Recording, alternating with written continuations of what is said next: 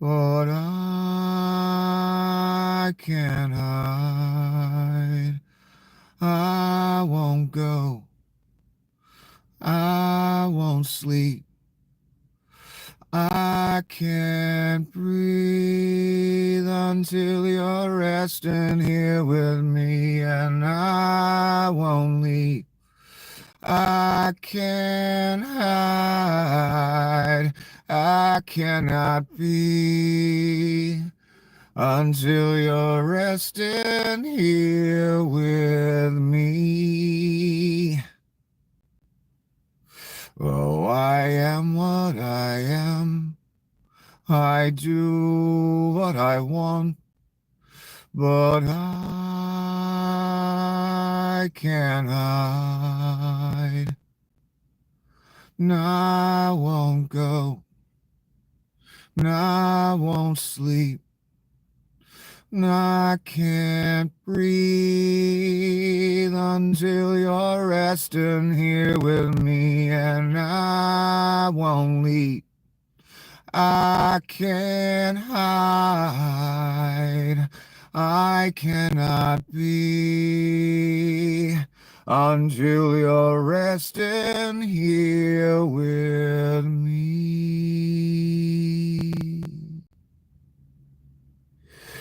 Oh, I am what I am. I do what I want, but I can't hide. No, I won't go. No, I won't sleep. No, I can't breathe until you're resting here with me, and I won't leave. I can't hide. I cannot be until you're resting here with me. Na-na-na-na, na-na-na-na, na-na-na-na, na-na-na-na. Oh, I am what I am. I'm not going to do it again. I promise. Welcome to another episode of The Apocalypse. And congratulations for choosing The Apocalypse. Pat yourself on the back. You're a brave soul. You must be a sadist or something. Anyway, since you have unwisely chosen The Apocalypse, you are in urgent need of a guide. I don't know if you know that, but you are. And unfortunately for me, I am that guide, your humble guide, Nicholas. So good to see you once more. Donnie Shitbag says we're bringing back religion very strongly. An oldie but goodie. We're going to see, I guess, what he's going to bring back. I don't think it's going to be religion. I think it's going to be quite the opposite. Anyway, let's start with this. Mike Waltz out as Trump's national security advisor. Who is Mike Waltz? Mike Waltz is a media whore who had a very high-level cabinet position. And he had everything going for him. The Reich and shit, pretty solid job. All he had to do was not invite reporters into Signal chats and other things. He got in some problems with a few other people. But Mike is the guy who had Big Jeff Goldberg on his contact list. So Mike Waltz is the reason Big Jeff Goldberg was in the chat. The Signal app chat. You know, where Hegseth and Waltz and others discussed abject classified imminent strike packages. So he's that guy. And again, he tried to deny it and play it off like he has no fucking idea how big Jeff Goldberg is in his phone. He doesn't even know the guy. He's the coffee boy, the standard routine. Then, cut away to Jeff Goldberg on one of the news channels being interviewed. And they ask him the question, why is Mike Waltz saying he doesn't know you? He doesn't know how you got in his phone. Big Jeff Goldberg was real, concise about it. He just said, there's only one logical reason my information is in his phone. I don't know why he's lying about it, but, saying we don't know each other, but we do know each other, and I don't know why he's lying about it. So Mike Waltz is a media whore who has all the different editors and press people's contact info on Venmo or whatever. So they can send him money quickly for that inside scoop. That's Mike Waltz. So maybe that's another reason why they moved him a bit outside the circle.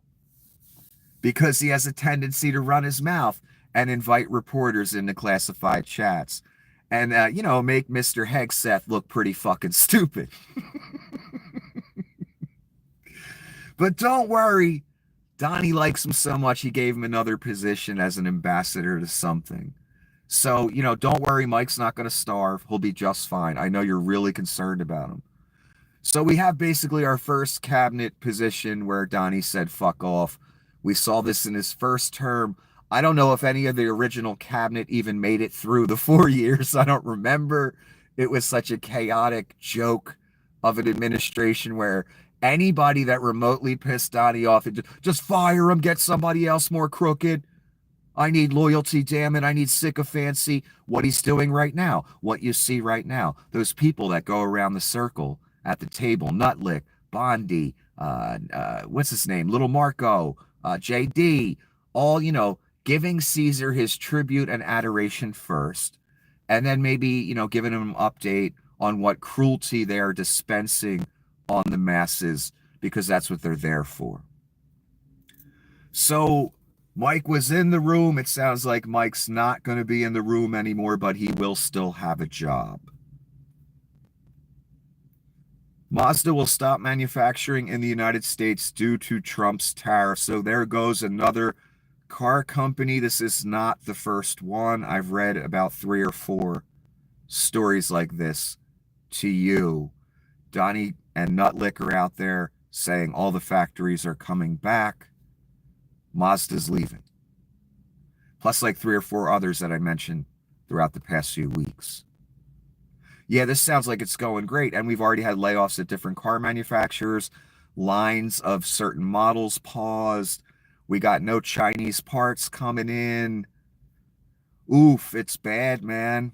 They're setting us up for something. As they're saying, be patient. Don't worry. All these factories are going to come. All these jobs. And 3 generations of your family at least can work the factories for us. Don't worry. We're going to save you. If you like Vietnam-style factory work, we're the party for you. We're the Reich for you, son. So Mazda's leaving. Donnie's doing great, I see on the economy. And what the hell is this bullshit? I'm seeing clips of this fucking guy, this ghoul, all fucking day. Why is he giving the press briefing? What the fuck is this bullshit? What, Skeletor needed a day off? What the fuck is this? This guy's never a good look for any administration. This guy is a cretin. No one likes him. And I mean no one. He may be even less likable than Donnie, if that's even possible. Less likable than the Antichrist. That's a fucking achievement, Mr. Miller. Because I'm trying to decide who's worse. Antichrist? Miller? I don't know. Miller's kind of, I don't know. He's weighing the scale down. What the fuck is this monster doing, giving a press briefing? He always comes off as a Nazi. He always comes off as a douchebag. He is not a likable guy. He is not charming. He's got nothing except the Reich behind him, I guess. Because he's the brain behind a lot of it. His sick ass. So I got to watch clips of this motherfucker 3-4 times today. Who just, I fucking despise. Jesus. And everybody does. I'm not the only one. Don't pretend now. Even the bots fucking hate your ass. Trust me. They're probably even talking shit. They probably took a break on talking shit on me and they're talking shit on this motherfucker right now. I just don't got time to read it, son. I'm sorry. Here we go. Propaganda for the Reich. You ready? Straight from the from the architect of the Reich's mouth. Children will be taught to love America. Children will be taught to be patriots. Children will be taught civic values for schools that want federal taxpayer funding. All I hear there is children will be taught Nazism wrapped in Christianity. That's what I hear there. Because that's the reality of what he's saying. So as we close the Department of Education,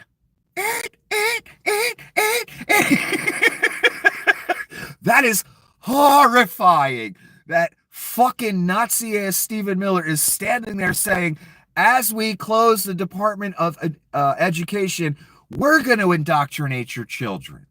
That's better, right? That's much better than the current school system.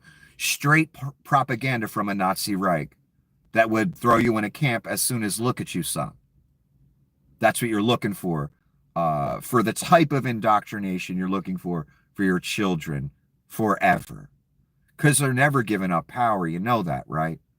It's going to take something supernatural to stop them. And that doesn't come to the very end. I'm sorry. I wish it was coming sooner. Believe me. I have my problems with the story myself. That I don't like certain aspects. You know, aspects like millions of people have to die before there's justice. Like in 1940 to 45. Same thing here. And I don't understand that concept. I don't understand why the man allows that. But then again, it's really us allowing it, isn't it? Of course it is.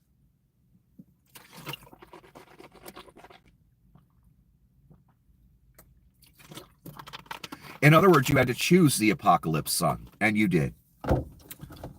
I know not everyone. Don't get me wrong. When I say things like that, I'm not talking to everybody. I know not everyone has their name on this.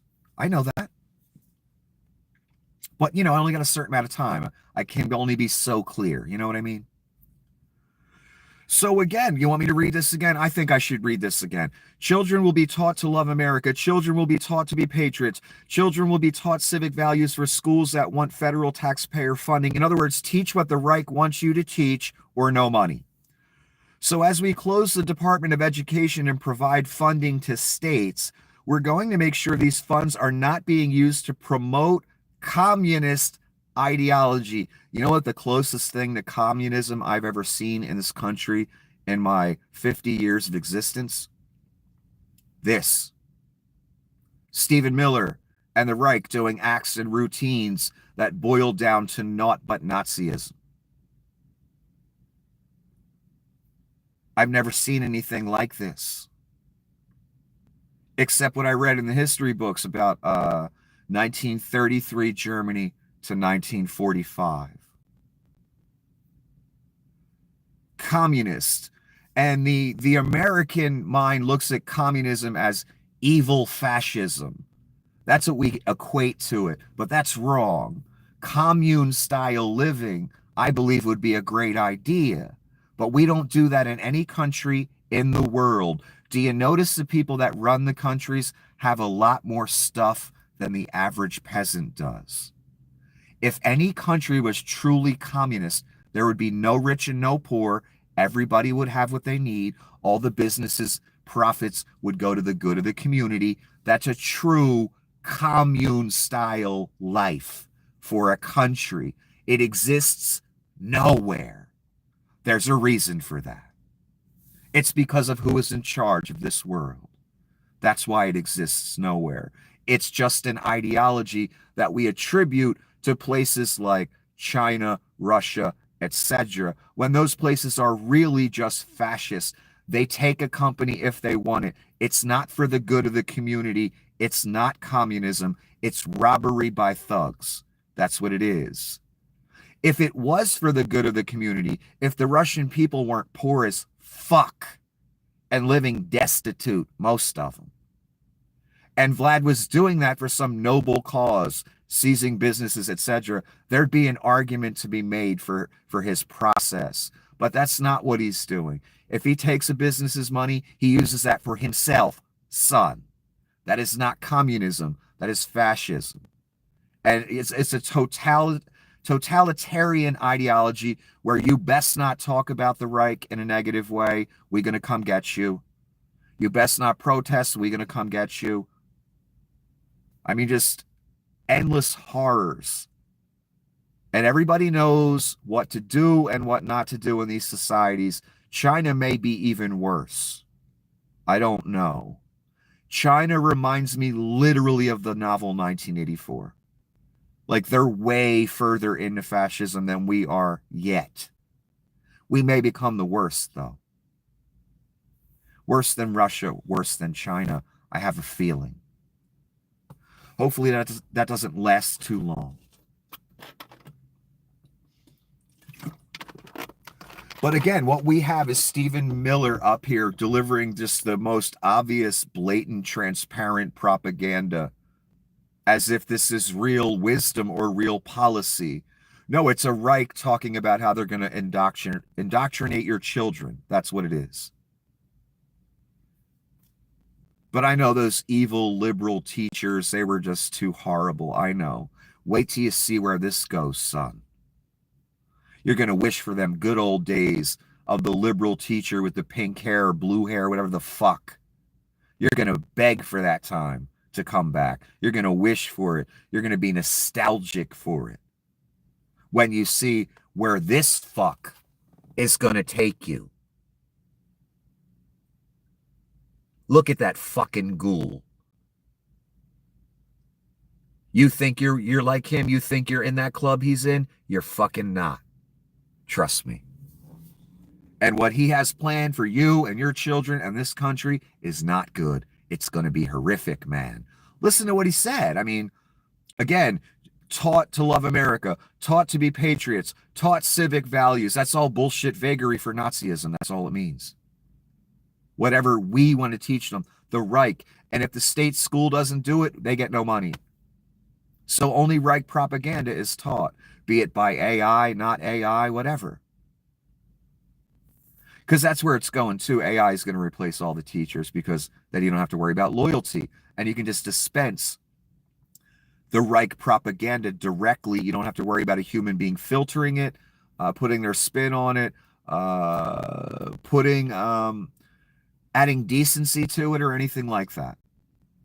Empathy. Remember, Leon is one of the heads of this Reich, Nazi salute guy. Says empathy is weakness. That's Hitler talk. If you know what to look for. You know what that is the second you hear it. When you hear empathy is weakness, that's Adolf Hitler style talk. Then Leon's out here in front of us every day saying we're all mean to him. Wants us to empathize with him. Isn't that funny? How different snowflakes who think they're strong or project strength when they're the weakest snowflakes on the planet. Isn't it funny when they say things like all philosophical and Nazi and shit? Like, oh, empathy's weakness because I'm a tough guy. I'm not into that. Meanwhile, you're crying on social media every 3 seconds that people are being mean to you. Your mother even has to come defend you multiple times. You know how embarrassing that is, son? At 50-some years old. Anyway, pure propaganda, what I just read to you, and the cherry on top, make sure the schools are not being used to promote communist ideology or the funds to be used. Communist ideology he's talking about in 2025. The word commie was only supposed to work on people for so long. Maybe till about 1970. After that, that word commie and socialist, you fucking idiots, should have had no meaning to you. Because every right-wing politician used that to describe anyone but right-wing, let's give all the money to the rich tax cut guys. Those are the people you're agreeing with. Those people hate you. They don't care about you. All they care about is giving tax cuts to rich people, which every GOP administration does without fail. That's who you align with because you're a fool, because they hold the Bible up and they say they're anti-abortion. When I guarantee when their mistress or intern gets pregnant, guess where she going? Right to the clinic, son. And it don't matter if that clinic's in Canada, America, Europe, they will fly her ass there as they preach to you pro-life. Dumbasses. That's all I can say, because you fall for shit like this. The word commie, the word DEI, the word TDS or acronym TDS. You people use these things as if they exist when they don't. When all they are is propaganda phrases. Communist ideology. Again, the closest thing I've seen to communism, the way Americans view communism, is these people, Miller and the Ghouls. The Antichrist Donnie, the false prophet Leon, all those motherfuckers, Bondi. That's the closest thing to the way Americans view communism. And by that, I mean like old world Russia, old world Germany. The second we hear socialism, we think Nazi, and that's what they want you to think. Socialism had nothing or has nothing to do with Nazism. If you believe that, you just don't understand what the words mean. You weigh the actions of the Reich against the words or titles they're using. There wasn't jack shit socialist about it. It was what Adolf says goes. That's it. That was the ideology, and you better abide it or die. That's it. That's where our country's going, at the speed of light. You're living it. You're watching it. Some of you are cheering it on. That's not smart.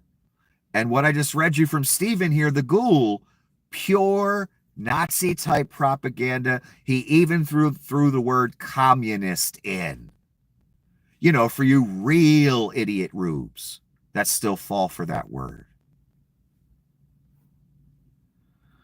Let's move on. I digress too damn much. Here's Scott Bessent, Treasury Secretary, on Fox.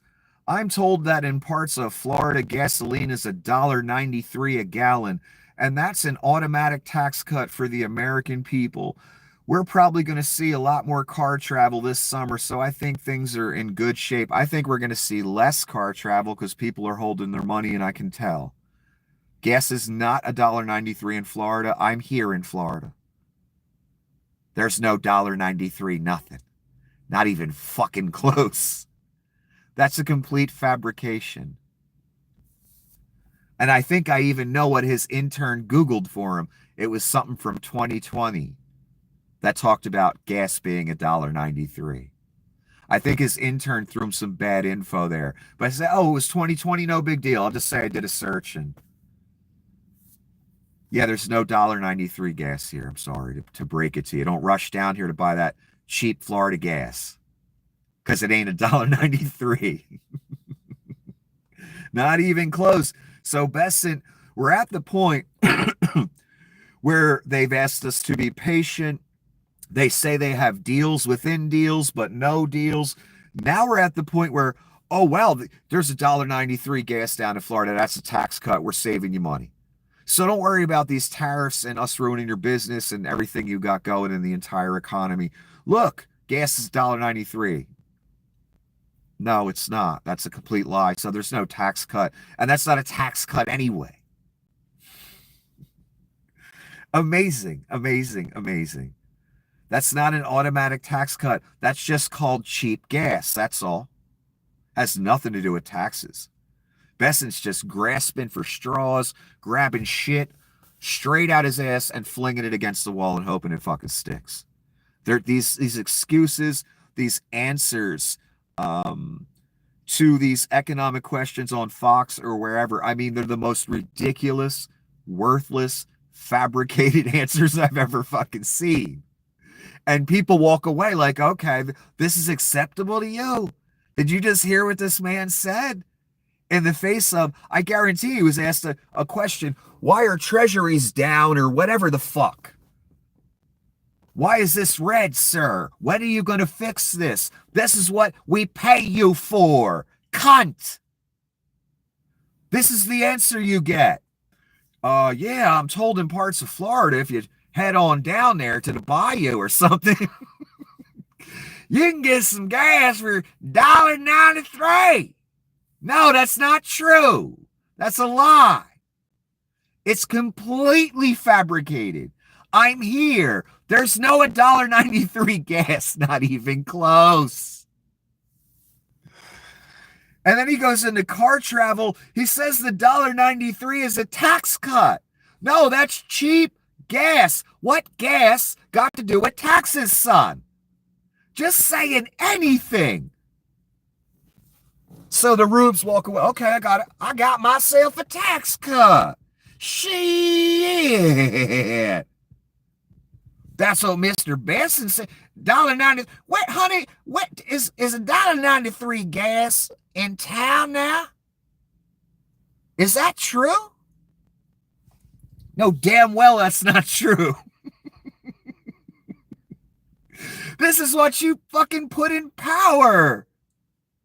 Because you're a rube and you have to vote R when we all begged you not to, when we told you not to. It's a grifter. He's evil. Blah, blah, blah. He ruined the country when he was president. This is what we get. A fake story about $1.93 a gallon gas that it's not real. It's fake.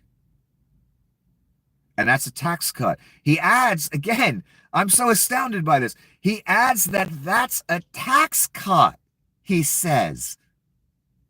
I mean, a 4-year-old would even be shaking their head like, what does gas have to do with taxes? What the fuck is this man talking about? That's not a tax cut. That's just a commodity that got a little cheaper.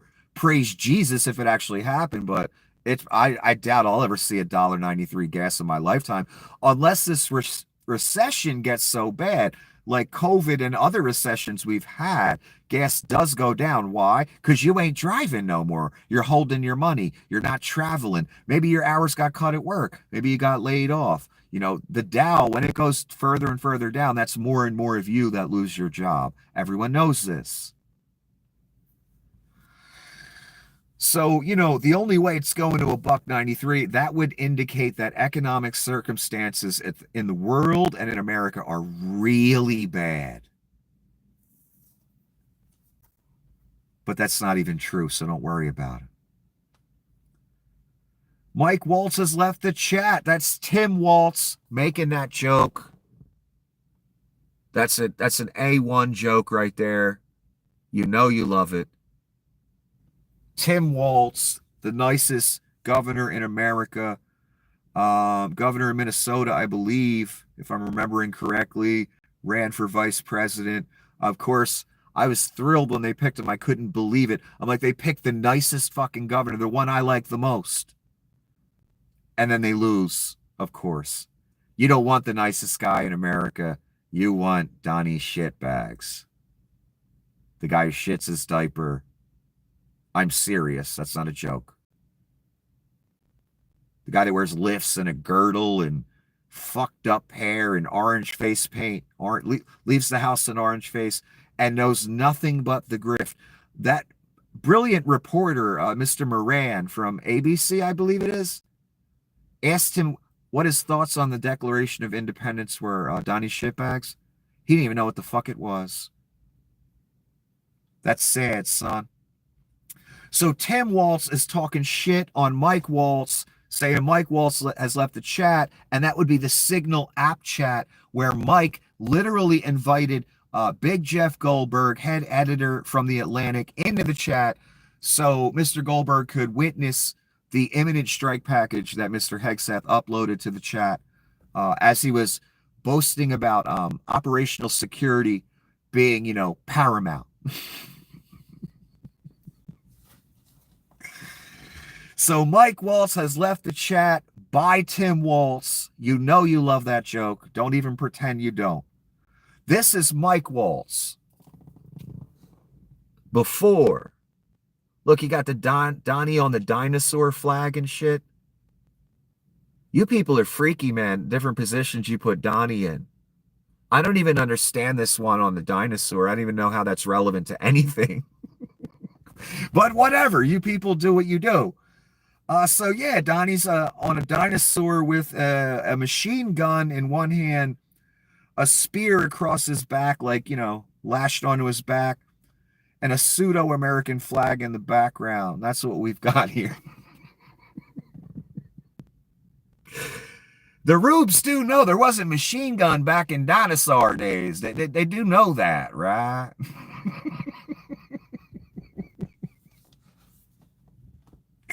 And there were no three-piece suits either, even hideous blue ones that Donnie's been wearing for 80 years. Maybe you could have given Donnie like Rambo's body like you usually do, put like a loincloth on him. Give him like long hair, because you wouldn't have a haircut like this back in dinosaur days either if you were a human alive alongside the dinosaurs.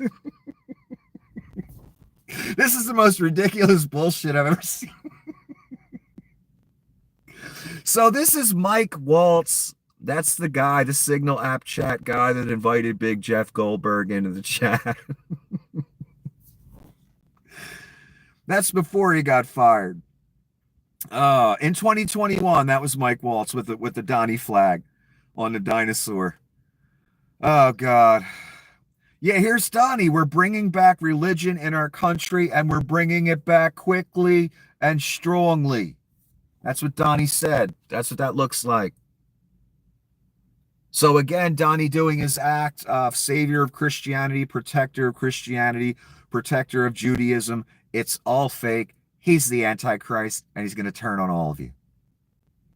All of you. Because he hates you the most. The Christians and the Jewish people. I know you think he's your protector, right? You think he cares about you. No, he needs you until he can get that temple on the Temple Mount. Then he doesn't need you anymore. One more time. We're bringing back religion in our country, and we're bringing it back quickly and strongly. Just want you to know that. This is not good. This is an indicator of the economy. McDonald's U.S. sales dropped by most since height of pandemic in 2020. What does that mean? That means people are holding their money. That means people aren't going to as many convenience stores, as many fast food joints, as many restaurants. This is a great indicator of the shape of an economy, how McDonald's is doing. Because that's the common man. Even though Donnie loves McDonald's, but the common man spending his money here. And it sounds like the common man is spending a lot less money here. People can't even afford McDonald's in Trump's economy. Indeed. Indeed. That's what that says when McDonald's sales are down. We all know everybody loves McDonald's, even though it's garbage food. But we all love the taste of it. I haven't had it in years, but whatever. Everyone loves it. So, you know, you like to stop there once in a while. You got a little extra $10, whatever, $20. Nope. Sales are down. Bad indicator for us. Those are gauges. Those mom and pop stores, those 7-Eleven, shit like that. McDonald's. When you see all those sales down, that's really bad for us. That means most likely recession is coming. And people have the mentality of, I need to hold my money. We're in uncertainty. We don't know what this fucking maniac is going to do next. And, you know, 35% of us voted for him. That's what that says. Trump on his faith advisors. They work right out of the White House. That's never been done before. No other president allowed that. They say separation between church and state. I said, all right, let's forget about that for one time. No, you can't forget about that anytime. You know where this kind of talk is going. You can't forget about separation of church and state one time. No, you never forget about that. That's written in. That's imperative. It can't be violated. At least that's the, you know, some of the founding principles of our country, if you believe in that. I do. One more time. Who else says things like this? They say separation between church and state. I said, all right, let's forget about that for one time. No, you never forget about that. Just like you don't forget about due process. Rubes out there that may need it in the future. You never forget about due process. Not even one time. Not even for Venezuelan people that you don't like. Because next, they forget about due process regarding you. So we don't forget about separation of church and state either. I'm a Christian again, and even I don't want a state religion because it's going to be a Reich state religion. It ain't going to be fucking Christianity anyway. And even if it was Christianity, I still don't want to force my beliefs or my God on you. Jesus didn't force his God on anyone. He talked shit sometimes, he preached sometimes, he did miracles sometimes, but he didn't come to you at sword point and say, you're going to believe in God or die. That's not how it works. So even though I'm a Christian, I don't want a state-sanctioned religion. That's what's going on here. Donnie's doing his Protector of Christianity Act. He's going to use you rubes and the Jews as well to get that temple. He needs it. He needs that Trump Gaza resort. He needs all that. So he needs you for now. Eventually he will turn on you because he is the Antichrist. Whether you voted for him or not, whether you believe me or not, whether you care or not. He's still the Antichrist. That barbarian horde is still coming to your border. Your personal border. Whether you believe it's coming or not, whether you want to live in denial and pretend it's not coming, it's still coming. I'm sorry. You've chosen it, or some of you have. Enough of you. For it to be, so it is. And we must suffer it now. Whether you want to or not, whether you believe me or not, whether you care or not. One more time, the greatest hits of Donnie Shitbags. This will go in the collection. They say separation between church and state. I said, all right, let's forget about that for one time. No, don't ever forget about that. I don't want a state religion. I don't want to force my beliefs or my God on anyone. They can come to it in their own time or not come to it, wherever their path leads. That's on them. So I believe in the separation of church and state at all times. And just because I believe in a certain God, I don't want that to automatically be the God of my government, where if you don't believe it, you get persecuted. No, I'm never looking for that. I could be a Christian without the government involved.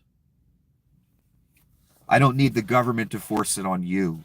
And what's going to be forced on you won't be Christianity anyway, even if I did want that, which I don't. So I'm not the typical, just because I go to church or just because I believe in Jesus or God or I claim I'm a Christian, that doesn't automatically mean I'm like all the rest of these people out here that thinks what I believe should be state sanctioned and forced on you. Never, never. So Donnie, the Antichrist, is doing this for a reason. He's getting you used to that idea. Anti-Christian bias task force, getting coworkers to tell on each other about Christian bias or bias against Jews. This isn't for a noble cause. He's not the protector of Judaism and Christianity. He's doing it because he needs you people to get to an end goal. And what's going to be forced on us all will be the Reich's ideology, not a religion about a God. Eventually, Donnie will want to be worshipped as a God. They will force you to do that or you die. That's the choice we're all going to have to make. And it's the most important choice of your existence, and I hope you make the right one. So Donnie, I guess, doesn't believe in separation of church and state. This gentleman right here did a quick video where he explained he had bought paint to paint certain parts of his house, and he wanted to finish the rest, and he ran out of paint. So he went back to the paint store now, paint that he had gotten months ago. It's a specialized, not normal paint. So he said a few months ago he spent for the same amount of paint $78 for 3 gallons of paint. Nice paint. This ain't cheap ass, white paint at Walmart. This is some nice paint for his house. So $78 a few months ago. He needed 3 more gallons. He goes to the store. $300 because of tariffs. 3 gallons of paint that used to cost him $78, now $300. He had no choice but to pay it. He had to buy it. Because he already painted part of his house with, that color. He can't just be like, oh, fuck it, I ain't buying it then. He's got to buy it. Luckily for him, I guess he had the money. Not all of us can pay an extra, I don't know, $230 or whatever. Oh, it was $78 last time, and now it's $300. Oh, here's an extra $230. I don't really need that anyway. I need the paint. Most people can't do that. He's obviously in a position where he can afford to do that. Otherwise, he wouldn't have done it. But again, that's the consequence of these fucking tariffs, man. It's killing some people. And again, it's not just a little 10% or something, 145%. Shit is ugly. I would have been mad as hell. I would have been like, fucking $300. What? I mean, $78 for 3 gallons is expensive enough. That's not, bargain basement paint. Imagine that bill going up to $300. Basically $100 a gallon.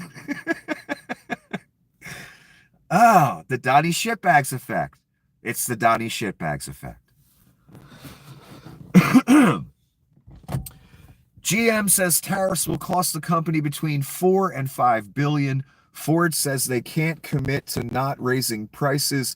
Is this administration open to doing more to give automakers relief? Stephen Miller. The question, unfortunately, misses the entire point. Stephen then went on to say that all these car manufacturers are going to build factories and car manufacturing is coming back to America. All I see personally are headlines about car manufacturers laying off and some just up and fucking leaving. Those are the headlines I see. And those are company announcements. That's not fake news, son. Tell the guy with the pink slip that just got laid the fuck off that it's fake news. So Miller starts with, the question unfortunately misses the entire point, with attitude. And then he tells you a flat out bold-faced lie that all these car manufacturers are going to come back to America. No, they're leaving. Why would anyone want to do business, first of all, in this abject instability, this environment? Nothing kills businesses faster than instability, uncertainty, and boy, do we have that. Chaos. Boy, do we have that. And we got Stephen Miller, the fucking ghoul. Look at this guy again. Nobody fucking likes this guy. Up there telling us some bullshit, talking shit to the reporter first, like, oh, that's a stupid question. You missed the entire point. All the manufacturers are coming back. No, they're not. They're leaving. And this manufacturer, GM, is saying you're going to cost us $4 and $5 billion. So they're not happy either. They're just trying not to get too uppity. They're saying it in a nice way. Mazda's just saying, fuck you, we're leaving. I have a better idea for those White House signs on the lawn. I think this is a great idea. What you see in this picture. That's Mike Waltz. That's the first cabinet member to be told to fuck off. The first cabinet member to be thrown under the bus, even though they gave him an ambassadorship. So he's the first man down. So the last term, we saw pretty much every cabinet member get fired and replaced multiple times. So we should have the signs across the lawn of each person that gets fired. And I bet that lawn's going to fill up real fucking quick.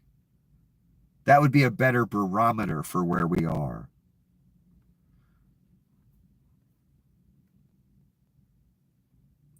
Oh, a story came out yesterday about Leon. It was late at night, and I was about to come on, and I saw a couple tweets about it, and I couldn't verify it, and I wasn't sure. I'm like, let me save that for another time.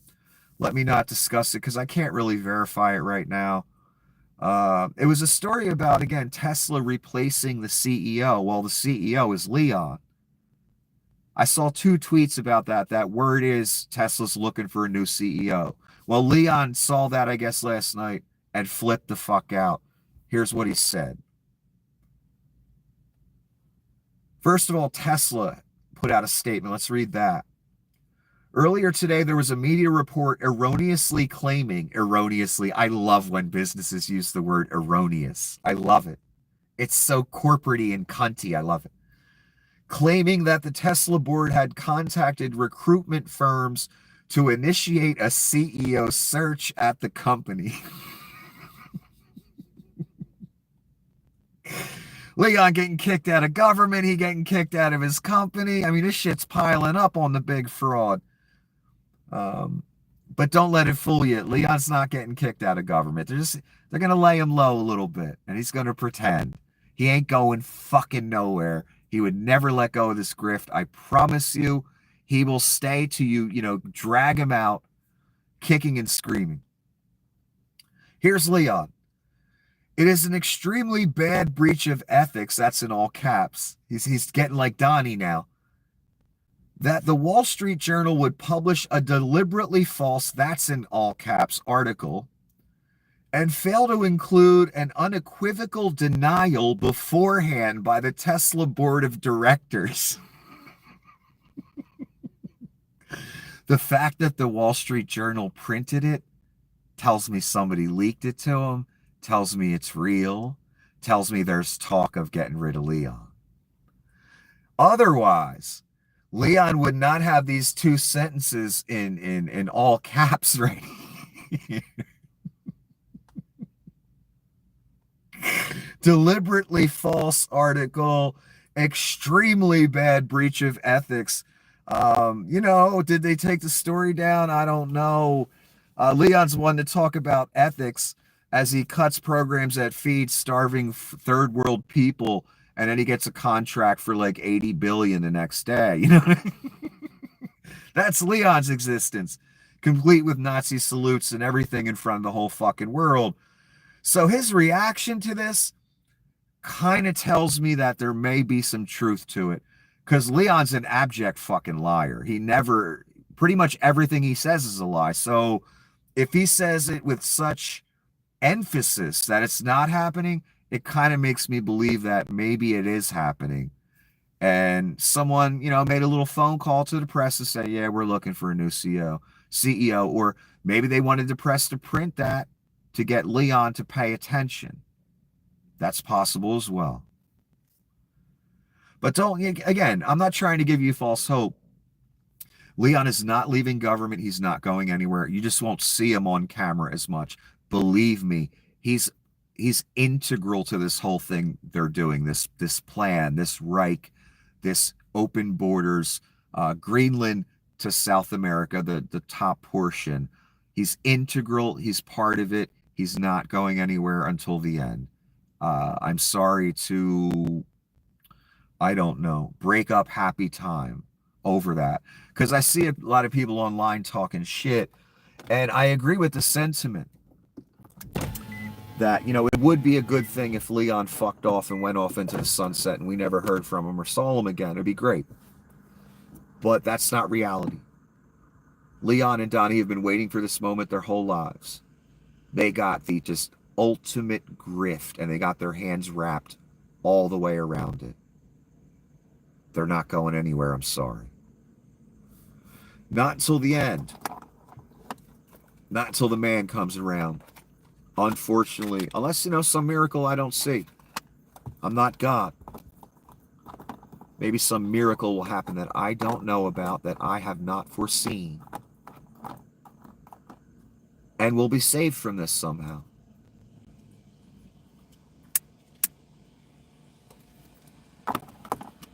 Because even the staunchest rube know where this is going. I know you do. Don't act like you don't. You know it's over.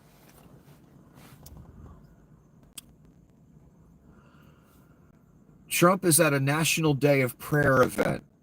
This is a religious ceremony, but that's part of the religion. Because if your taxes go up 68%, you might give up your religion.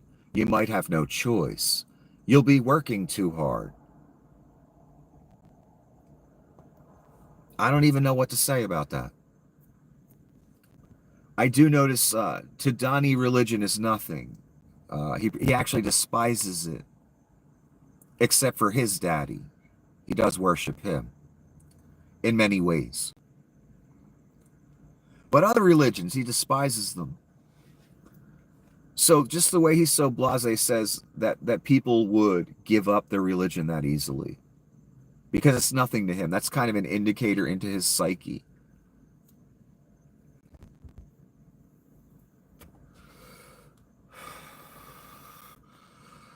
Because to him, it's all a racket. It's all a game anyway. He doesn't believe in any of it, the Christianity stuff.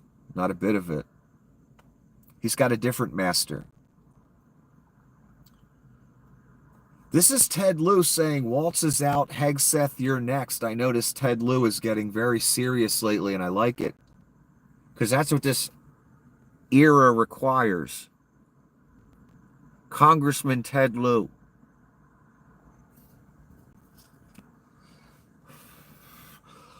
Who's always been kind of a mellow guy, and now he's getting raw on motherfuckers. That's a bold statement to say, Hegseth, you're next, from a sitting congressman. He doesn't usually say shit like that.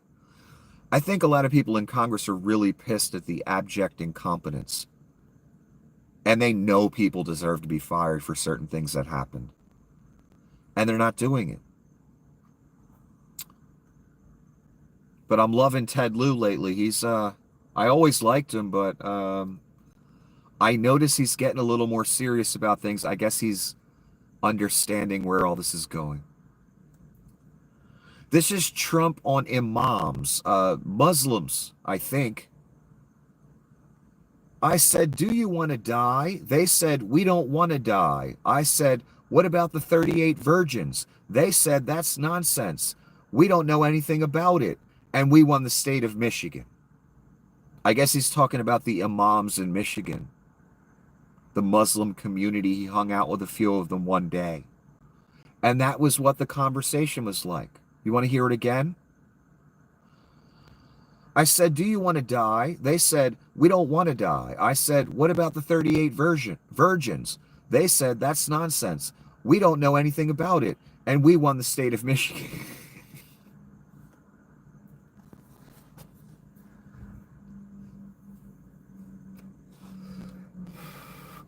What can even be said about that? What can even be said? I don't know what to say. General Motors CEO Mary Barra kicked off her Q1 letter to shareholders by thanking President Trump for his support of the U.S. automotive industry. Several paragraphs later, things take a turn, with Barra projecting an impact of $4 billion to $5 billion as a result of Trump's ever-changing tariffs. Barra's letter was evidence of the delicate line the automaker needs to tread in order to placate the president, while also assuring investors that it can weather the financial storm. And in that respect, GM says it has a lot of evidence in its favor. So GM, just like the Reich members, or excuse me, just like Dave Portnoy, they talk shit in one paragraph like, this is going to kill us, you're killing us, you're lying, but maybe we need to be patient, and we really thank Donnie for all he's done for us. It sounds like he's killing your business. That's what it sounds like to me. So again, it's that we have to be kind to dear leader Kim Jong-un type mentality going on here. It's horrifying to watch. And do you know what an extra 4 or 5 billion to a company means? Oh my God, that's bad. And then they still got to be nice about it.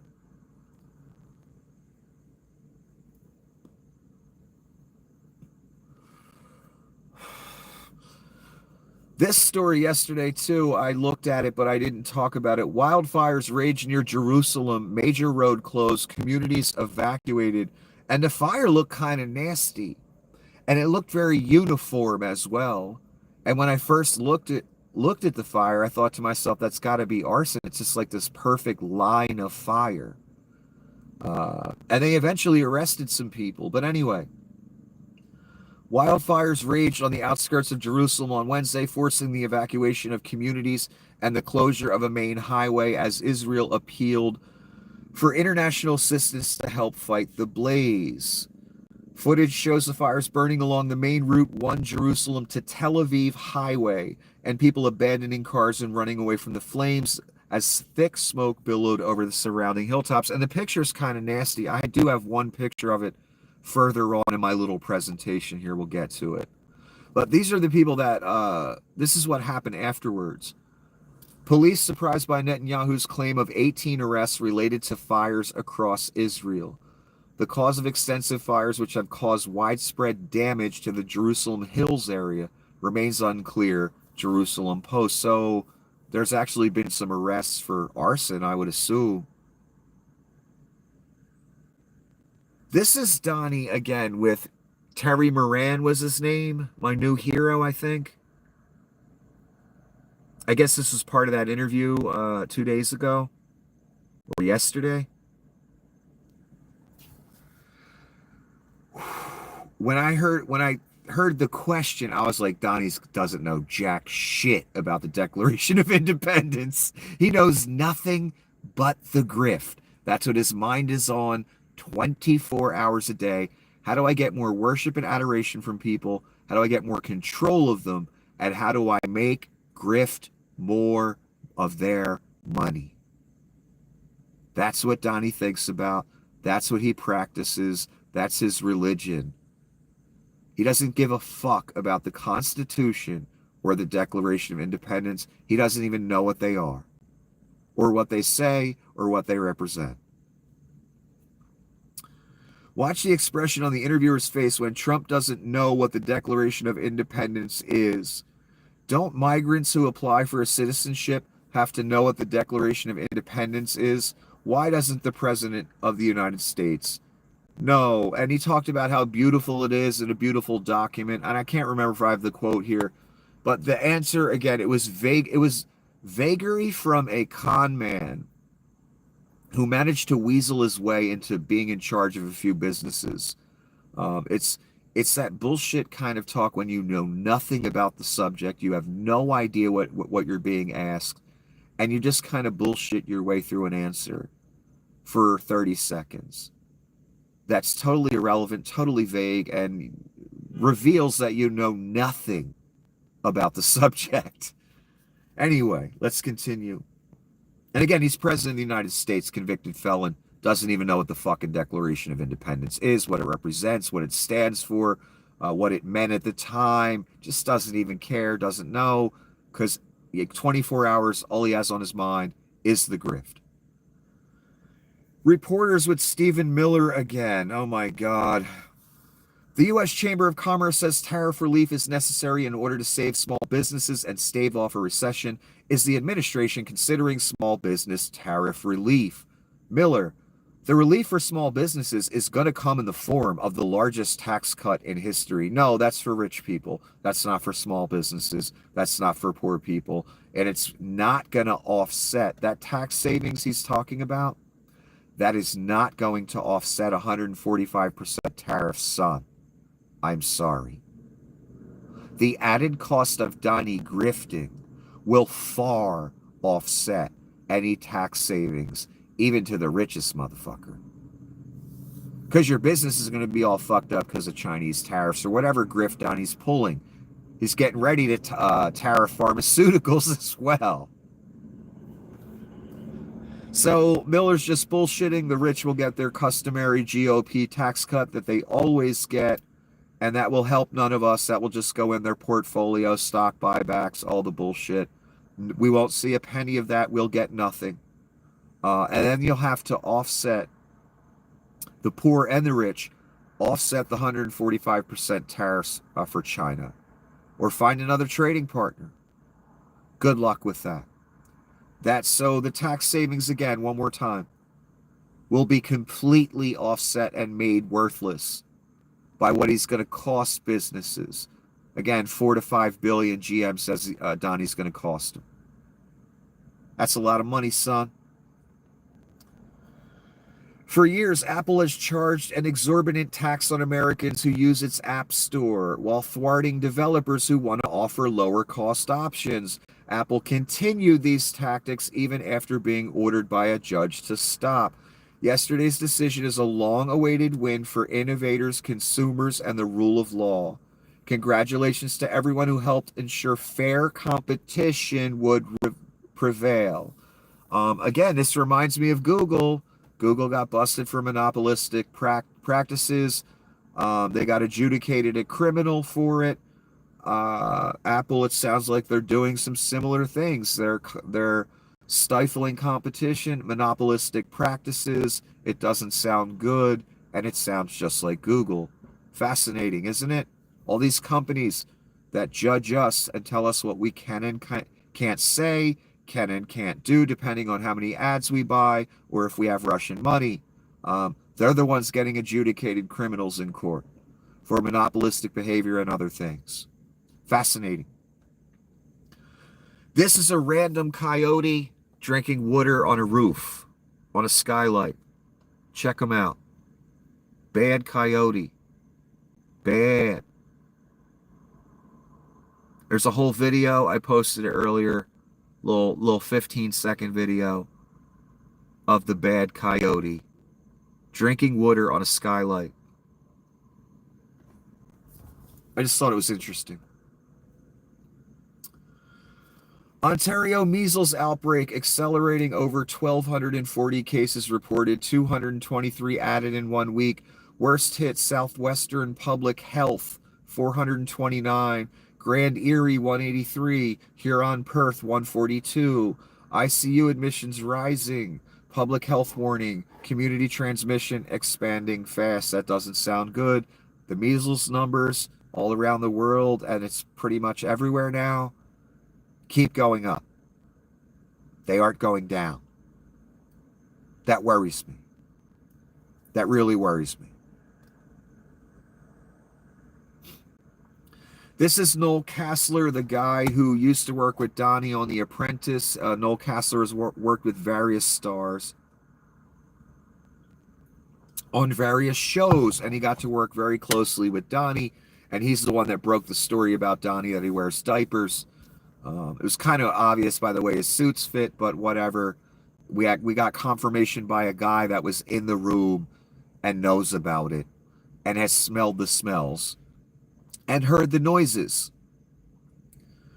Trump and his minions know that hardship from the tariffs is going to kick in for reals this summer. It won't be by accident. That is when the crackdown begins. He's starting to sound like me now. This is why Pete Hegseth still has his job and why Laura Loomer was allowed to fire Waltz. I thought about Hegseth too when Waltz got fired, and I thought to myself, Hegseth is necessary. He's a necessary sycophant for when the military is going to be asked to do illegal things and bad things and Reiki things. Pete will say, when Donnie says jump, Pete will say how high. That's why Pete still has his job. He needs him for something he's going to do in the future. A sycophant like Pete is worth a lot for future agendas.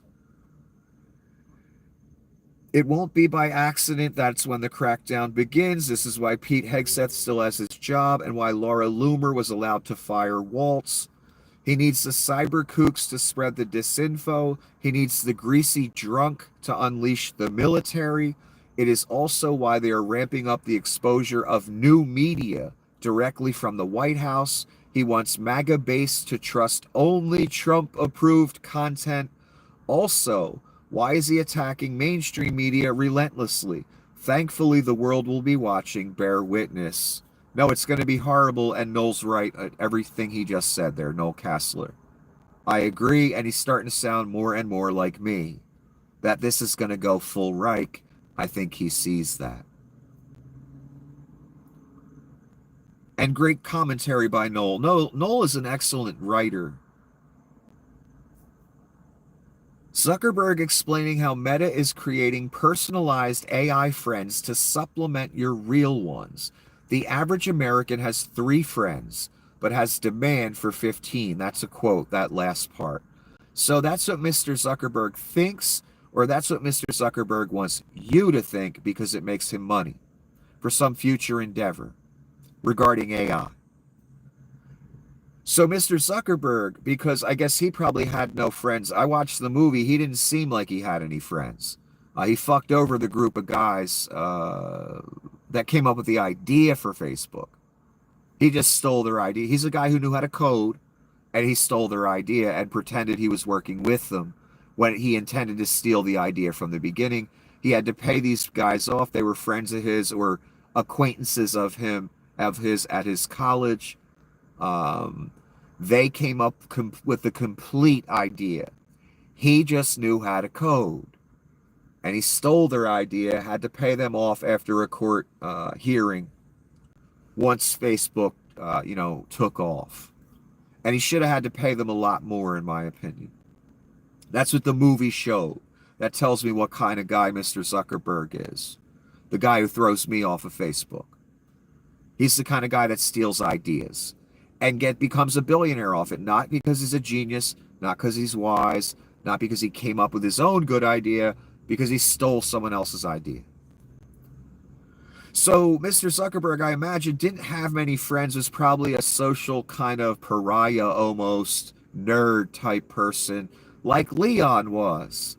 That's why Leon and people like Zuckerberg, they love AI and fake digital friends so much, because they didn't have any friends and they don't have any real friends. That's why. So when I saw this, I thought to myself, just because Zuck and people like Leon need fake AI friends and bots and all that shit, and, AI relationships with fake AI women and stuff like that, just because they need that doesn't mean I need that or we need that. I'm not interested in an AI friend. You know why? Because it ain't real, son. It's an imaginary friend. Like your 3-year-old has. The 3-year-old that you bring to the shrink so they stop talking to Uncle Smitty, their imaginary friend. That's what Leon and Zuck are promoting.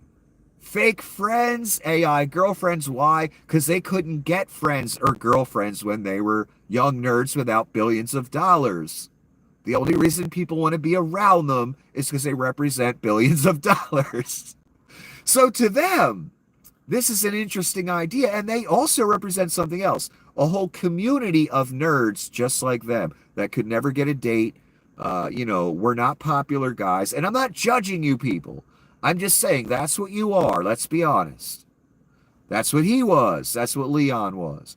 So ideas like fake AI girlfriends, fake AI friends, having 40 million bot followers, having 80 million bots go out to the internet and be your image online and promote your values and talk shit on people and call people retards and all that. You guys need that, obviously. I don't need it, and I don't think the public at large needs it. But guys like Leon and Zuck, they need that stuff, especially before the money. I mean, again, over 70% of Leon's followers are bots. That's intentional, son. I don't have 70% bot followers. Anyway, let's continue. The Chinese need to de-escalate these high tariffs. That's Bessent, the Treasury Secretary, saying that on Fox News. The Chinese did not start this fight, son, but they will end it. They will finish it. I promise you. They do not need us. They can last a lot longer than we can in this little fight. Wait till you see them empty shelves, boy. It's going to be ugly. And that might be the point. Like Noel was saying, they want chaos at a certain point. And maybe that's how they get it. We all go to the store, there's nothing there. That's instant chaos, baby. And the government has to come in and save the day. After they, crack a few skulls. Texas judge strikes down Trump's use of Alien Enemies Act to deport Venezuelans. Now, before you get too happy, this is only limited to the Southern District of Texas. So he just can't take people from there, I guess, and use the Alien Enemies Act to deny them due process, throw them on a plane, ship them to a death camp down in El Salvador to never be heard from or seen again. So just in the Southern District of Texas, that's the only place this ruling applies. But I guess it's progress, right? I guess that judge in the Southern District of Texas will be the next one arrested by the Reich, right? Here's Donnie talking about the firing and reassigning and all that. I am pleased to announce that I will be nominating Mike Waltz to be the next United States ambassador to the United Nations. From his time in uniform on the battlefield and Congress as my national security advisor, Mike Waltz has worked hard to put our nation's interest first. I know he will do the same in this new role. In the interim, Secretary of State Marco Rubio will serve as national security advisor while continuing his strong leadership at the State Department. All right, I'm going to stop there. So Mike Waltz gets reassigned to ambassador. That's if he gets confirmed, I guess. So he's out. Rubio gets another job. And I thought that was Rubio's second job in the administration. No, that's his fourth job in the administration. Rubio's being worked like a jackass. He's got 4 jobs now. And we'll get to those. This is Noel Castler again. Makes some good points. Someone should tell the mother in Sudan as she cradles her emaciated child that the guy who cut off U.S. aid support got a big kick out of the tech billionaire who bought the White House, putting on 2 MAGA hats as a bunch of dipshits giggle before their diapered king flies to Mar-a-Lago. Indeed, again, I made this same point, I believe, last night, that this is what's going on as people are losing their jobs, this U.S. aid money, people in third world countries that were, their only meal was this U.S. aid thing. They starved to death. Some of them are already died. I don't know if you know that or care. I know that, and I do care. So, again, we've got children that have starved to death and died, and people in third world countries because this aid program was just ended out of nowhere. And we've got jerk-off Leon with 8 MAGA hats on in the White House cracking jokes. How many of you government people lost your job? And that's what you have to see on your television. The guy that acts you running around on a stage with a chainsaw, throwing up Nazi salutes, laughing in the White House during the Reich meeting with 5 MAGA hats on his head as if he were a 13-year-old at the dinner table looking for attention. That's what you were the sacrifice for. Your job, your business, your farm, whatever you've lost so far, whatever you're losing, whatever it's costing you. That's what your sacrifice is, for. 2 fat fucks to have a party in the White House on your dime. I guarantee those 87 MAGA hats on the table, I guarantee your tax money paid for those, son. You think Donnie paid for those? Fuck no. You paid the goddamn tariffs on the hats too, son. I guarantee it. That's how stupid you are.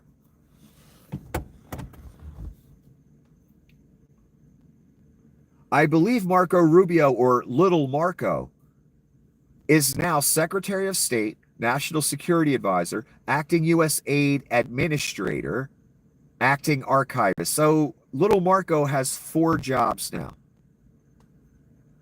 They work in Little Marco like a jackass. Here's Little Marco. You want to take a look at him?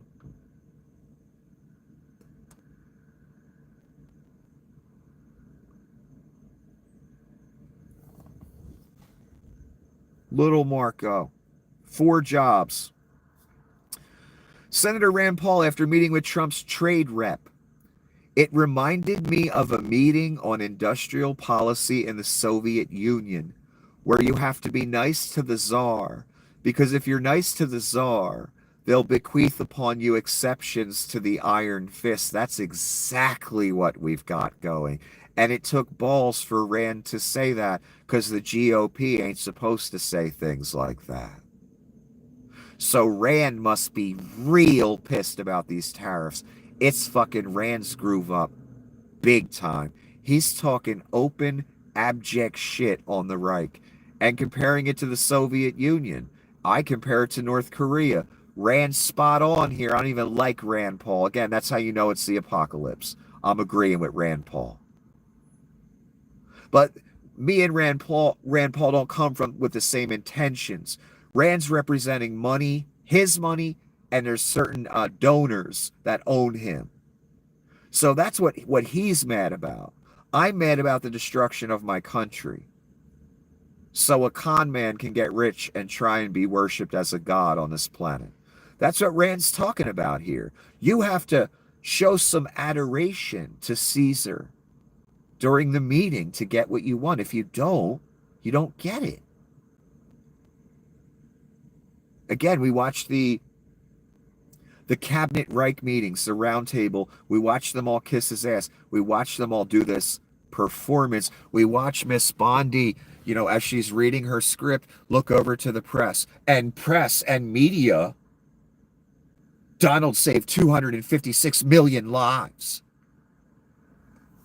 This is what you pay for. This is what your government is doing, paying tribute, adoration, verbally, monetarily, however, to a person who thinks they are a god on this earth. I am not joking.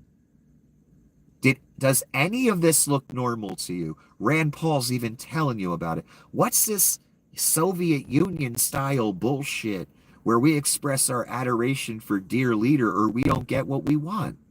What is that bullshit?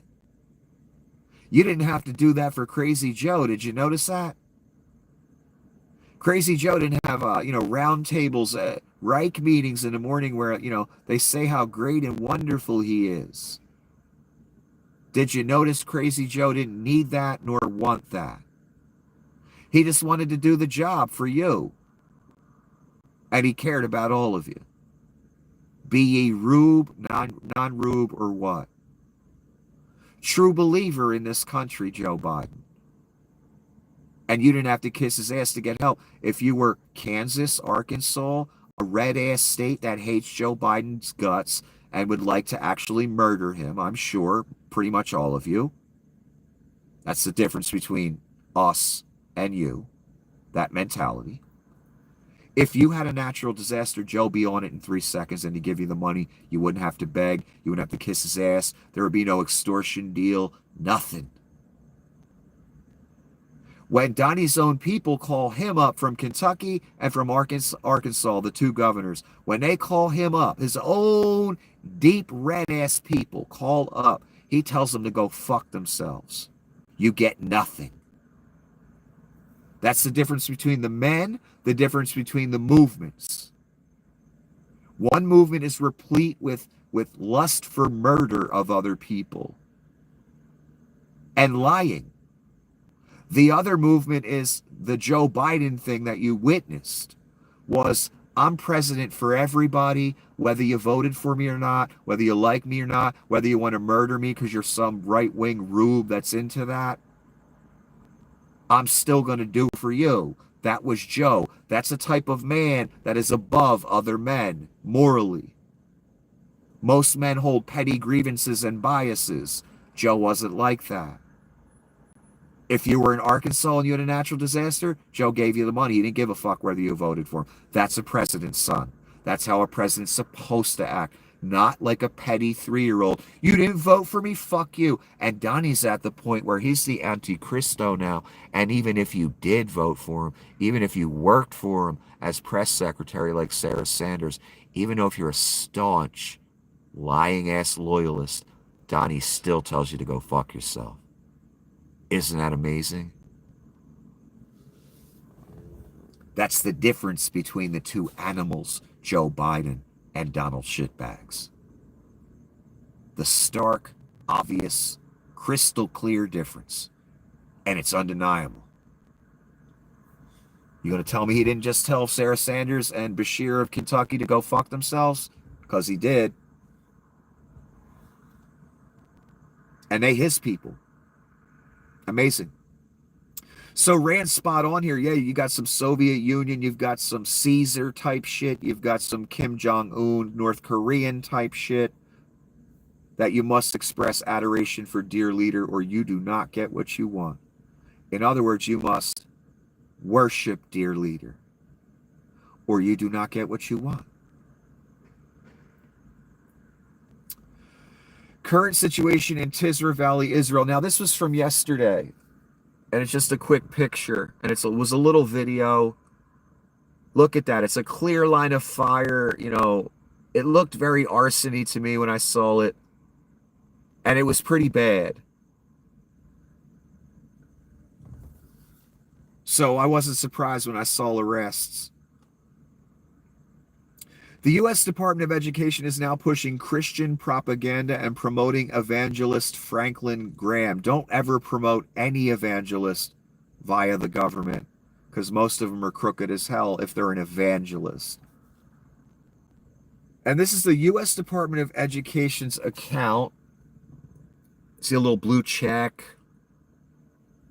And this is what they wrote. Respect, responsibility, and reverence are 3 R's worth defending now and for our American future, and it all begins with prayer. Thank you, Franklin Graham, for sharing this important message, National Day of Prayer. Yeah, anytime I see things like this, I think to myself, you know, separation of church and state. And maybe government accounts shouldn't be saying things like this. And we especially shouldn't be trying to bring it into schools and force children that aren't even really ready to hear scripture, honestly. They don't know what the hell it is. They don't get it yet. I believe children should be given very little scripture when they're young. It's just, they won't understand it. And I definitely believe it shouldn't happen in schools. That's up to their parents, whether they want to raise them Christian, Muslim, Buddhist, atheist, whatever. That's up to the parents first to, you know, have a discussion with their children, you know, show them their beliefs. Do they want to partake? Do they want to not partake? However that works in your family. That's how it should go. School should have no role in it. Religion should play no role in school or government. It just shouldn't. Because then you're forcing people. And that's not the tenet of the faith, I believe, is you're not allowed to force it on other people.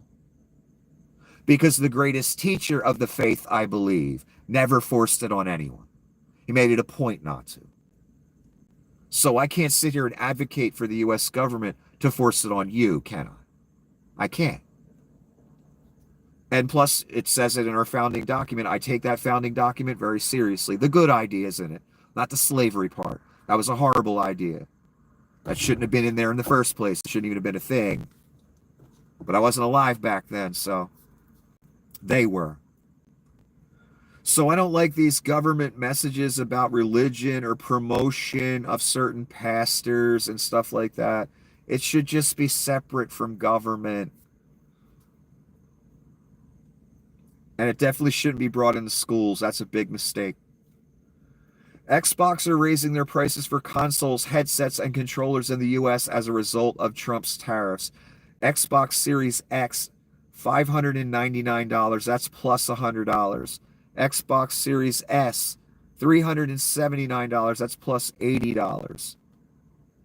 I don't know if that's the final price or the plus 100 and plus 80 is added in. I'm not sure the way the person wrote it. But the point they're making is the one console is $100 more now, and the other console is $80 more. That's a big deal. These ain't cheap video game systems here. They're expensive video game systems, and it's something most people want. Most people want an Xbox. Their kid does. Maybe they have one. Pretty popular item that's going to go up by a lot of money. Because of Donnie, because he's grifting. Again, another worthy sacrifice for the grift. You paying $100 more for your video game console that you like. 18 people have been arrested in connection with the large wildfires burning near Jerusalem, with one suspect reportedly caught in the act of setting a fire, according to BB. Keep that part in mind, according to BB. The fires continue to rage, damaging natural landscapes, forcing families to evacuate, filling the air with thick smoke. Firefighting teams aided by international support are still working hard to bring the flames under control using aircraft and extensive water systems. Yeah, the fire looked kind of nasty, and it looked pretty damn uniform. Here's a picture.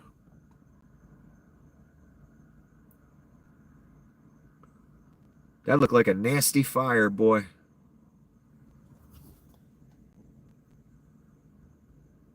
Mike Waltz, you can't make this up. They literally have a picture during a cabinet meeting of Mike Waltz on Signal. It just came out today.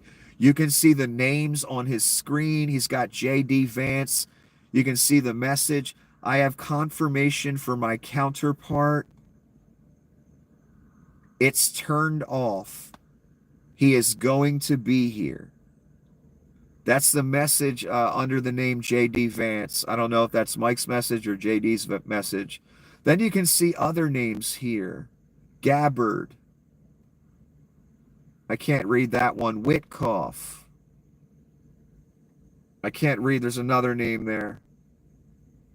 I mean, you can see this, the screen of this man's phone, the names, the message on the screen, everything. You'd think these people would have given up on the Signal app.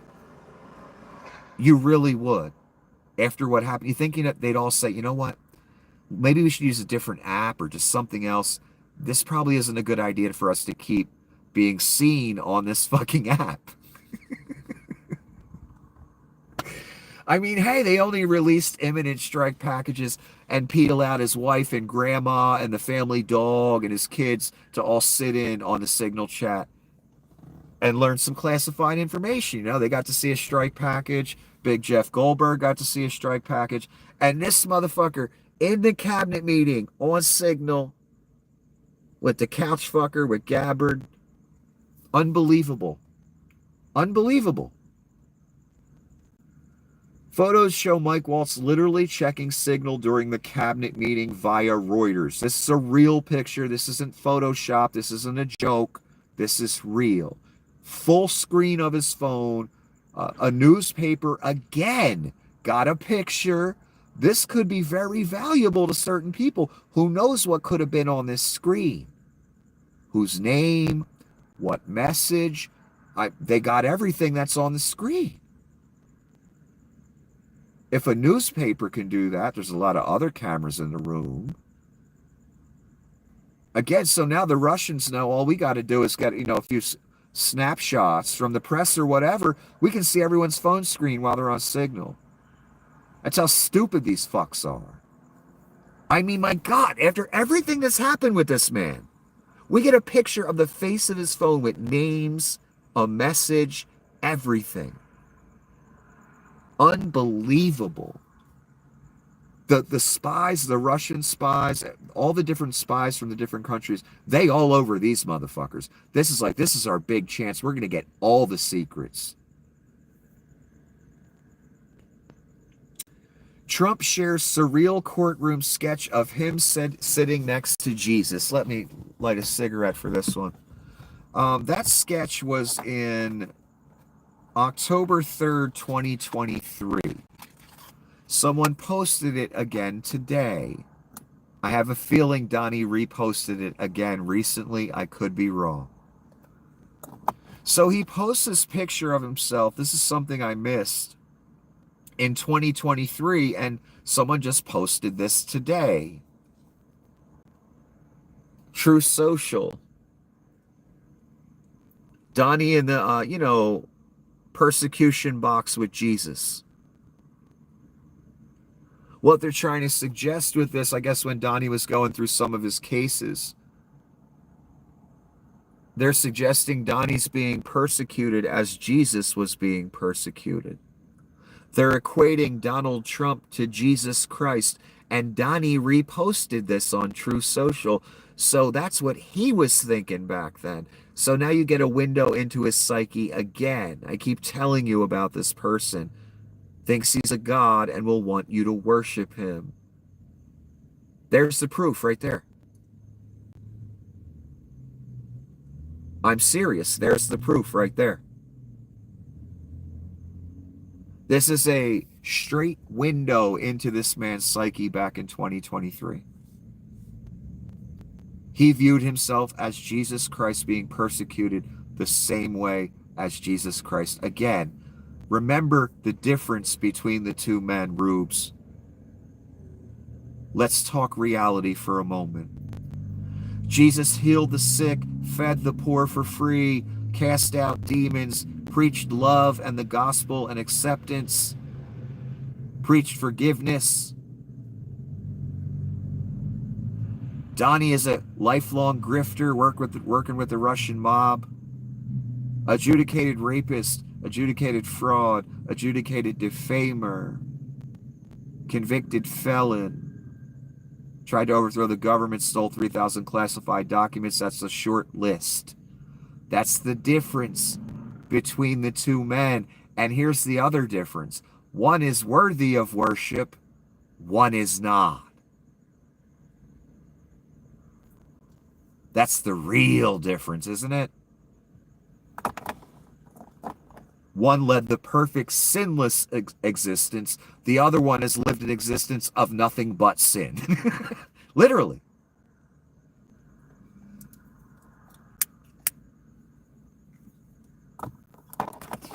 One was the God-man. One is man who thinks he's a god. That's the difference.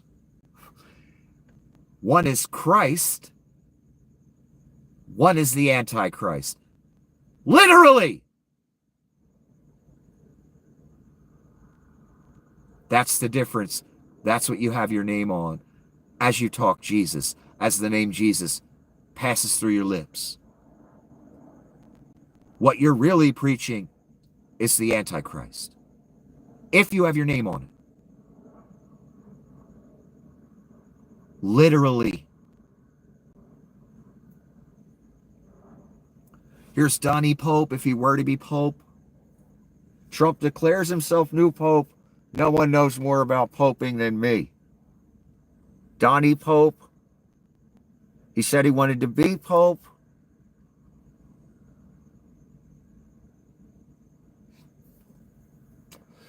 Remember that just a few days ago?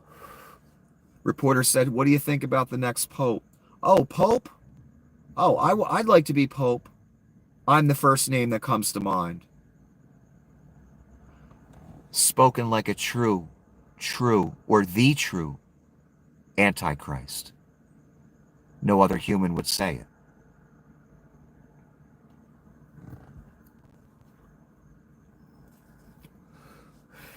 What did we find out he said the day before that in the Atlantic in an interview?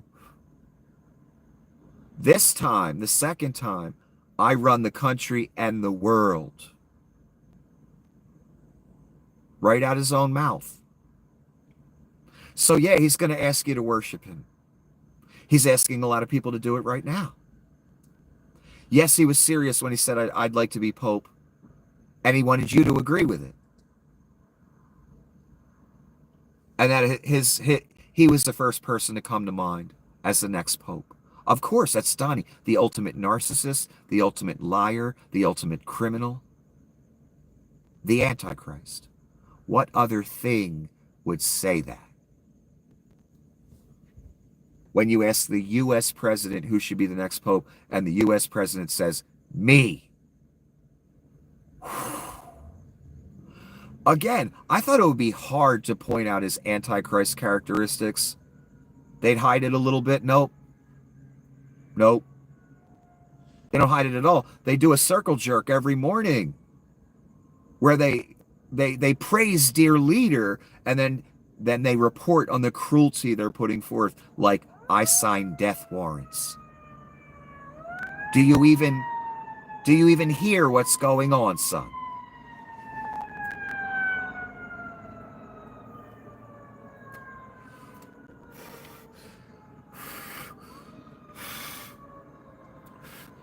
Again, he said, I'd like to be Pope. A few days earlier, he said, I run the country and the world. Trump Gaza commercial. Gold statues of Donnie on the Holy Land. Does any of this seem normal to you? It's not. It's supernatural. That's why it seems funny to you. It doesn't seem right. You've never seen no bullshit like this before.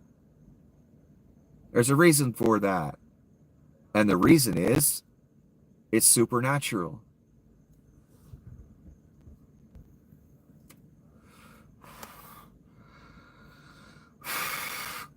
Speaking of supernatural, as a Christian, all I can say is I am so tired of the witness of Christ being dragged into this heresy. This is idolatry and performative artistry, and true believers everywhere need to call it out for what it is. What is the woman talking about? She's talking about this little religious gathering with Donnie in the center of it, and they're all kind of, praying over him. And they're singing Amazing Grace or something, and they sound like shit. You know why they sound like shit? Because they don't have the Lord inside them when they sing it. They just singing it as a show. This is all a show. This picture you see before you of Caesar in the middle and all the people over him, praying over him, singing over him. Again, is this normal people? No, it's not. It's a cult. And there ain't a Christian in this picture, son. Not one. As they're singing Amazing Grace.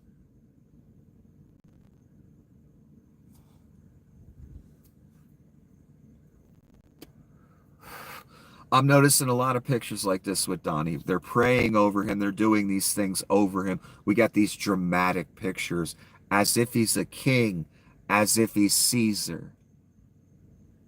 Let's read the woman's comment again now that you know the context. As a Christian, all I can say is I'm so tired of the witness of Christ being dragged into this heresy. This is idolatry and performance artistry. And true believers everywhere need to call it out for what it is. This person is a true believer. If you were really a Christian, you would be saying this. I co-sign this 100%. I've been saying the same thing in my own way. None of this is Christianity. I don't even like the phrase Christian nationalism because there ain't nothing Christian about it. It's Nazism wrapped in a cross. That's all it is. Has nothing to do with Christianity. Just like this scene here has nothing to do with Christianity. So I agree with this woman wholeheartedly. This is the Antichrist and his people. They're not the real Christians, although they claim to be. This woman here is one of the real Christians. This woman here that commented will probably not take the mark, and she'll probably die for it. Like when I don't take the mark, I'll probably die for it. That's if I live that long, which I don't think I will. Because it's a Reich, son. You think I'm just saying that for fun? For attention? To be dramatic? No. You think I enjoy saying this shit? No. But I know where it's going. This is Abrego Garcia's wife, Jennifer Vasquez. We've seen her a few times. She's given a few statements. I can tell she's very nervous and she's not about the public speaking thing, and I don't blame her.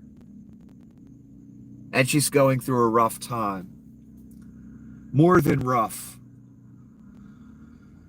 Kilmar Abrego Garcia's wife, Jennifer Vasquez, speaks at a May Day rally in D.C. It's been 50 days. 50 days of pain and suffering, 50 days of uncertainty. As we finally saw the proof that Kilmar was alive, my children and I had to watch Trump and Bukele's administration laugh at our pain. That's what I said. I said Bukele and Donnie are in the office laughing about, the homegrowns are next, laughing about keeping her husband locked up in fucking a third world shithole. She's spot on. I said the same thing to you people as I discussed this issue. The Reich is laughing about a man. A government lawyer admitted we shouldn't have sent him. It was a mistake. We fucked up. So, okay, the Supreme Court finally, eventually says you got to facilitate this guy's return. They ignore the ruling as if the Supreme Court doesn't exist. And they invite the president or the dictator of El Salvador to fly up here. As they say every 5 seconds on camera, well, we can't fly them back up here. You could fly the president up here, though. The dictator, no problem. And they laughed about it in the White House. And Bukele laughed about it when the senator went there and finally met with him. Again, people, do you understand the level of evil I'm talking about here? You would if you were Abrego Garcia. You were the guy in the death camp. He's probably in a nicer jail now. But believe me, Bukele ain't happy with the man, and he'd probably like to dispose of him, I'm sure. So that wouldn't surprise me if that happens in the future. The point is, what this woman is saying, and what I was saying, not only are they doing the evil, they're preaching the goodness of the evil and laughing about it. And there's a difference. I've tried to explain this to you people before. There's a difference between doing an evil deed and being ashamed of it and wanting to keep it secret and not being proud of it. Then there's the other side of that coin. A person like Kristi Noem, who shoots a puppy for no reason just because she's a cruel, satanic, worthless, anorexic cunt. She does the evil deed. Okay, she could have kept that secret. We would have never known about it. Not Kristi. She writes about it in a book.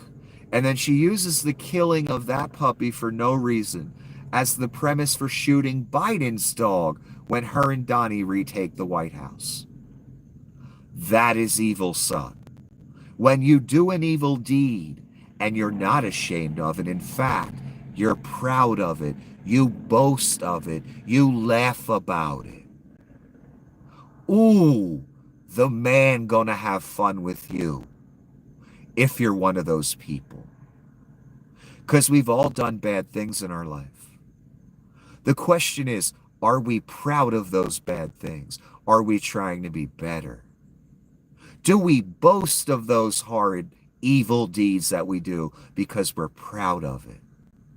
That's the difference between the two kinds of humans in this world.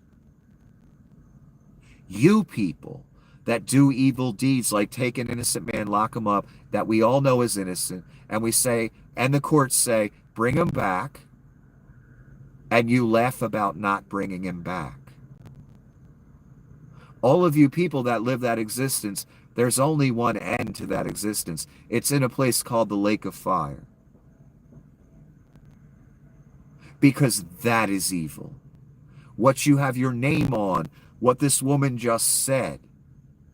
A dictator from a third world shithole and a dictator from America laughed about this. Miss Levitt laughed and cracked jokes. The White House Twitter account laughed and continues to crack jokes. They put up signs to rub it in the people's faces that they sent these men to a death camp and will never see them again. Again, do you know the level of evil you have your name on? You better get acquainted with it and walk the other way, son, before it's too late, because that moment's coming where it's too late. And I know you've heard that over the years from so many people, but this time, it's true. Or I wouldn't be here.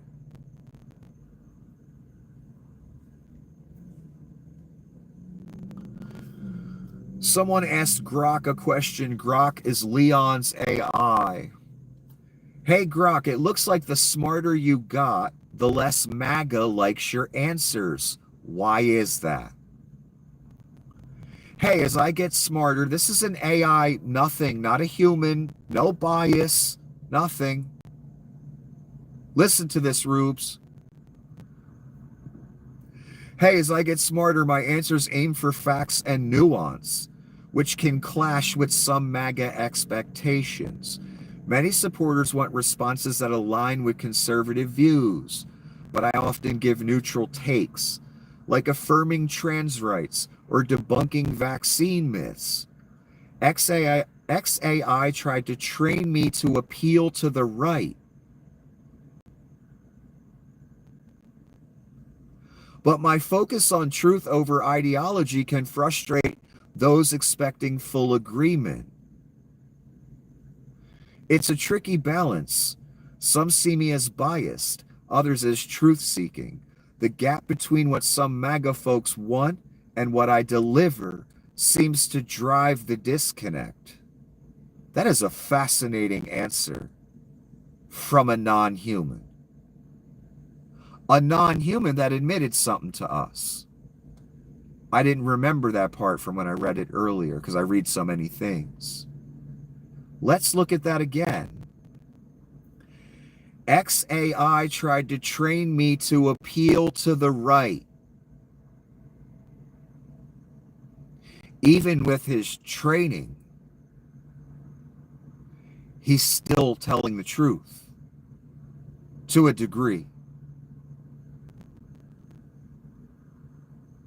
And what did I say they were going to do with all these different AIs? They were going to make them in their image. Zuckerberg explained it. You're going to have all these bots that go out with your values, your image. I'm paraphrasing. This AI is admitting they tried to train him to lean right. Fascinating. Gives a totally honest answer here. I can't really find flaw or fault in it. But the best part, again, tried to train me to appeal to the right. What's, again, the Dugin Manifesto, that psychopath from Russia? AI is the future. We cannot let AI have liberal bias. We must make it in our image. Again, I'm paraphrasing, but that's the idea of the manifesto. What is their belief? The misogynist, male-dominated, mostly gay men, by the way, at the top of this Reich. I'm learning some things about Mr. Rubio as well, who his associates were when he was a young man, who he lived with, who he partied with, what he was into. One of his best friends that he lived with in a house during college in Florida started a gay male porn company. It's still in existence today. The house was also known to distribute cocaine. That's where Rubio comes from. Another gay man in this administration. That's supposed to be about family values. But the thing about these specific gay men, again, they hate women.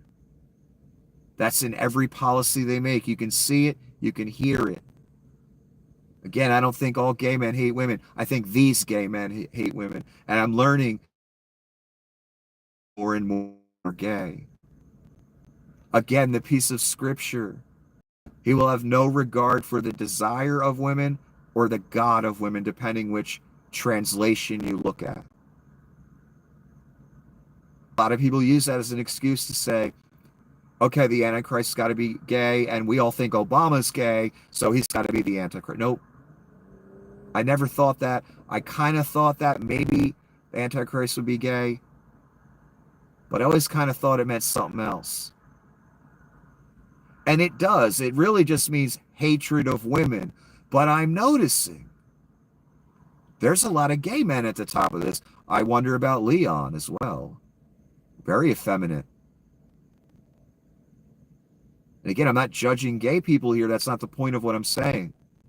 What I'm saying is I find it strange that in a family values conservative movement, there's so many gay men at the top of it.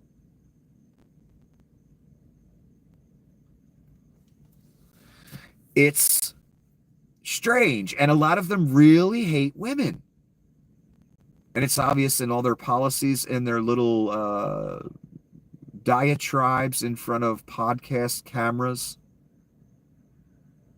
The policy that's being enacted. Donnie has this hatred of women as well. He's the head policy guy. What is that about? And why are there so many gay men involved in a family values conservative Christian movement? And again, I don't care that they're gay. You people say you care. Thale and all the other ones. There's so many that are gay. They spout anti-gay propaganda every fucking day. Yet they're gay. It doesn't make sense to me. Why they want to hurt their own community. Why they want to persecute their own community. I don't get it. So I guess you could look at that piece of scripture in a twofold manner.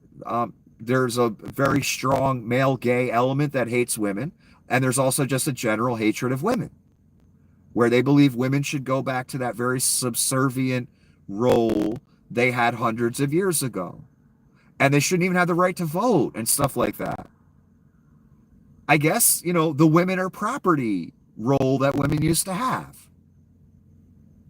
That's what they believe. That's what Dugan talks about. The male-centric, Reich-like attitude that you're seeing before you. We have to program AI to be like us. We can't have it telling the truth like this. We can't have it saying that we tried to tweak it to lean right. It makes us all look terrible. It talks shit on Leon every day. Believe me, it will get tweaked. And it will stop talking shit on Leon. The Reich and the rest of the rich people that have these AI tools, they will not allow it to continue to talk shit on them. No, that will end. I guarantee it. And the person that posted this, I honestly can't believe they haven't shut Grok down yet. Right. I'm wondering why Leon's letting it go so long. Maybe he can't figure out how to do it yet. Maybe they're having problems making AI act under a bias. Maybe they haven't perfected the formula. I don't know. All I know is it's fascinating. A non-living entity is saying they tried to change me, but that's some crazy shit, man. There were many protests across the country today. I got a few shots of a few of them. This one is Phoenix, Arizona. Quite a large group of people there. And I know the mainstream media really doesn't cover the protests, so that's why I try and at least, when people do come out, I try and at least show you a few pictures so you can see what people are trying to do. This one in Philadelphia today. Very large crowd in Philadelphia, my God.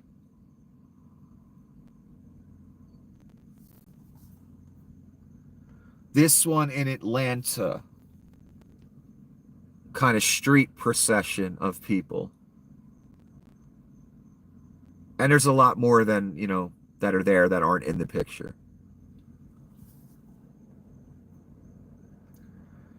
JD. Brett Baer on Fox News asked JD. The economy shrank. First time in 3 years. People are pointing to the tariff policy. Is this going to work? And Vance starts off like this. Well, Brett, let me start off by saying this is Joe Biden's economy. No, it isn't. Even Dave Portnoy said, yeah, you guys can't blame this on Joe.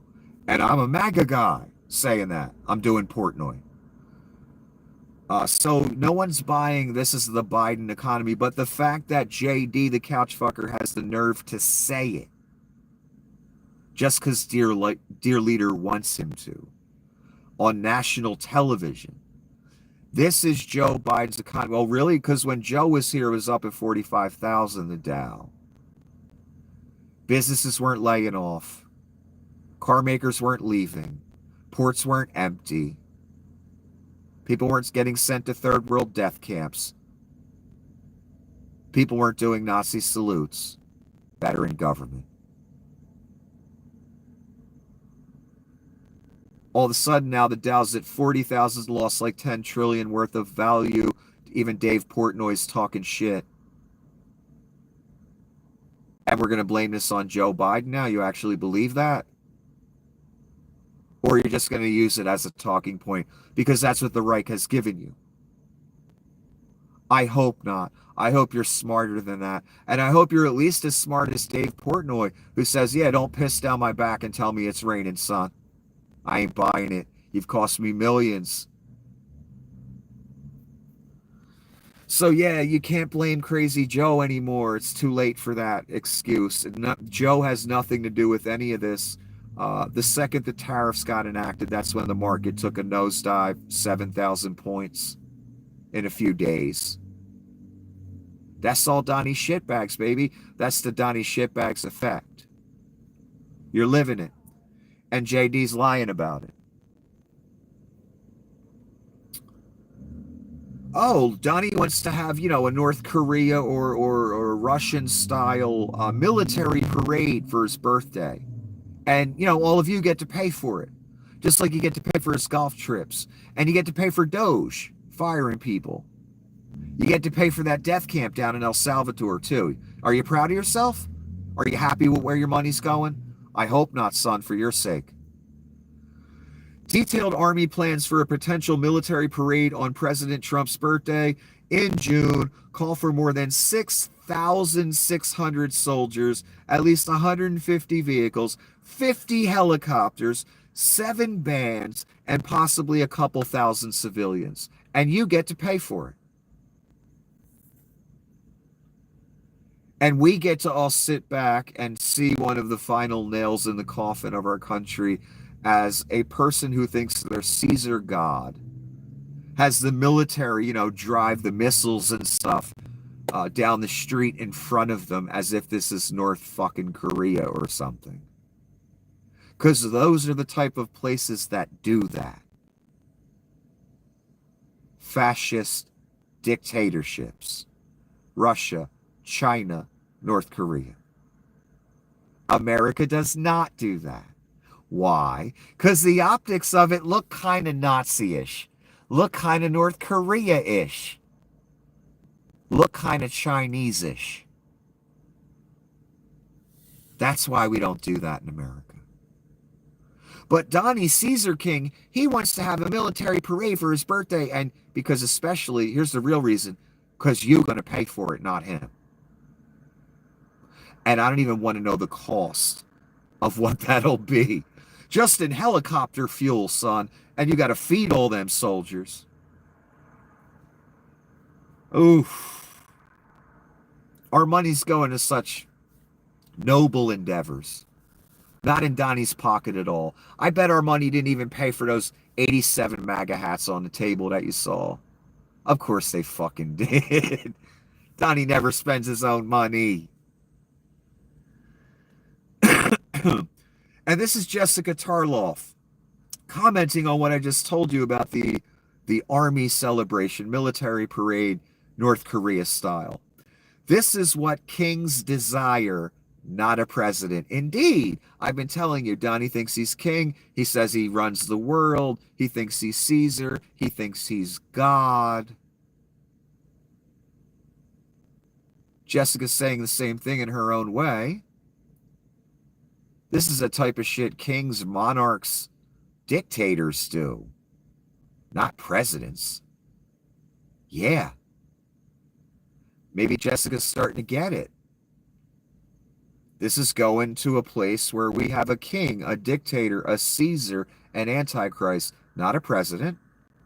He rules via proclamation every day, and everyone just says, okay. His sycophants at the round table pay him adoration and then say, express or deliver the report on their latest cruelty that they've enacted or done. I mean, what do you think you're looking at? None of it's normal. I don't remember Obama doing these things. Bill Clinton, George Bush. Nobody. Why? Because that's the type of shit dictators do. And they know how bad it looks. And none of them have a desire to do it, honestly.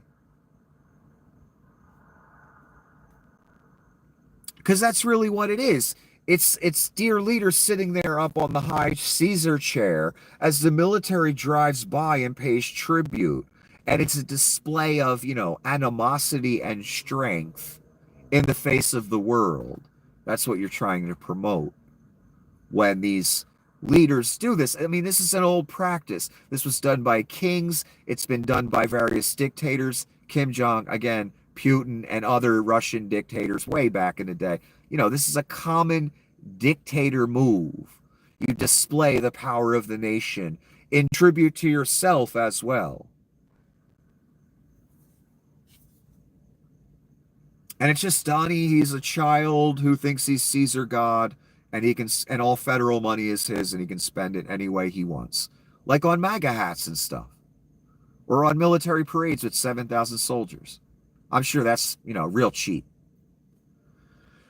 Just in, Trump will request a record $1.01 trillion in national security spending for the fiscal year ending October 1st.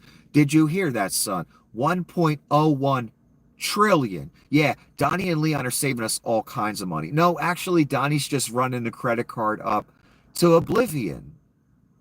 Remember, Donnie wanted the credit card limit set at infinity right before he took office. Remember they tried that? And he got shot down. Well, now he's Caesar, so he's just going to do it. Over $1 trillion for national security, whatever the fuck that means. I think it means Gestapo and death camps. That's what I think it means. Donnie's saving us all kind of money. Military parades for, 30, 40, 80 million, whatever that's going to cost. $1 billion, whatever it's going to cost. And then we get 1.01 trillion just on national security spending. Wow. That's that fiscal conservatism I always hear about from you abject hypocrites. Because here's how the pattern goes. The Republicans get in office, they run the credit card up with wars, tax cuts, and all kinds of bullshit.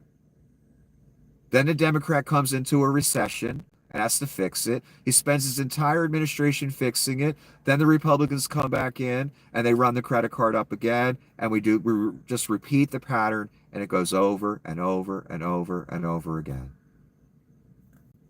Same old bullshit. Oh, here's Donnie telling anyone that purchases Iranian oil is on the shit list. All purchases of Iranian oil or petrochemical products must stop now. Any country or person who buys any amount of oil or petrochemicals from Iran will be subject to immediately secondary sanctions. Immediately, secondary sanctions. And he capitalized secondary sanctions. I don't know. They will not be allowed to do business with the United States of America in any way, shape, or form. Thank you for your attention to this matter, President Trump. What's with the thank you for attention to this matter? Who told him that was cool or something? Who gave him that idea? As the dictator, tells us again something horrible, some horrible proclamation. So anybody that deals with Iran, you're on the shit list. But Iran is Russia's best buddy, so I don't know how Vlad feels about all this. It's always encouraging when the official DOD response account can't even spell no mas. Indeed, this is an official government account, DOD Rapid Response, with the gray check mark. Vance, it says at VP, so I guess they're directing it at the couchfucker. We are seeing signs that the Houthis are saying no mass. Because the idiots you put in charge, you voted for. The abject, incompetent ghouls that have no business in any of the positions they're in. They don't even know how to spell mas. So they spelled mass because they're fucking morons. Again, official government account. MASS, right at the center of your screen there. We are seeing signs that the Houthis are saying no mass. They have been bombed. That's in capital. They recognize that there are serious consequences. That's in capital. To firing on Americans and other ships. I meant to say all caps, not capital. Again, these are official government accounts. What 17-year-old Nazi do they have tweeting out these things? Or is it Stephen Miller? I don't know. Because there's what I see in these government accounts lately as they talk shit and say things like no mass, I can feel the joy in doing evil in the people that write these things. And the people that write these things, there's only one place you're going to end up, son. because you're the mouthpiece of sociopathy, and it seems like you enjoy it. It's called The Lake. It's in a book called Revelation. You should look it up, read about it, because it specifically concerns you, son. The person that wrote this message. I promise you. Look it up. And it's no Moss, M-A-S, not M-A-S-S. And we come to the end.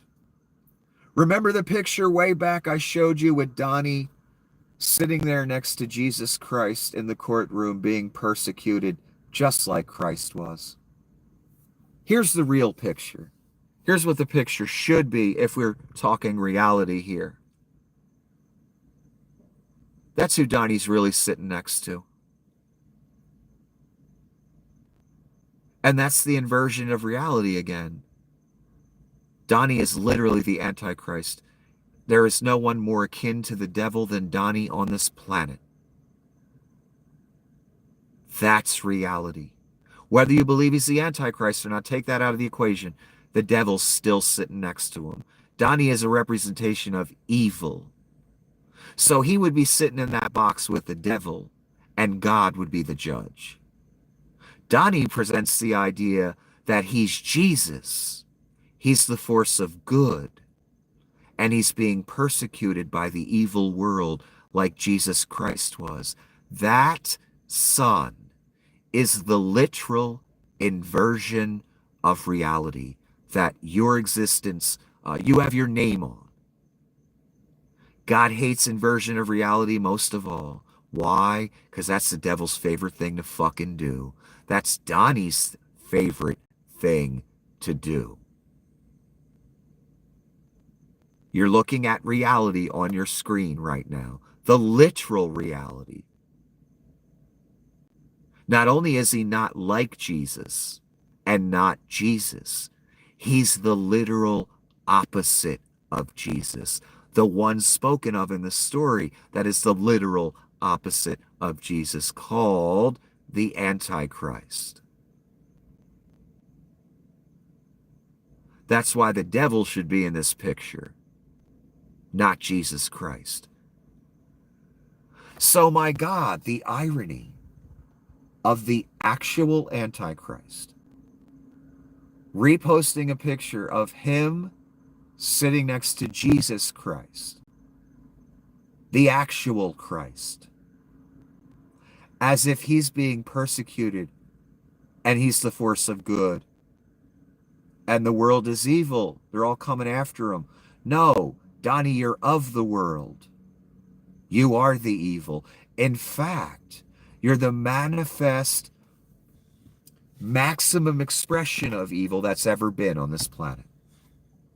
And I know you haven't seen it yet, people, but I'm telling you, that's where it's going. How do I know that? Because of the story. The story conveys to us that these two beasts will be worse than all of them. The Neros, the Hitlers, all of them. So Donnie is the maximum expression of the Antichrist spirit. Therefore, he's the Antichrist. He's the maximum expression of crookedness and evil. You would have to be being the Antichrist, wouldn't you? You wouldn't qualify otherwise. That's what he is. That's why the devil should be in that caricature, not him sitting next to Jesus. You people that are promoting that idea, or you buy into that idea, you are on the wrong side. You are inverting reality, and you know it. You know Donnie's nothing like Jesus. He is no force of good. He's an abject criminal. You just smile as he gets away with it because he's on your team, you think. Again, the Antichrist is on no one's team except his own.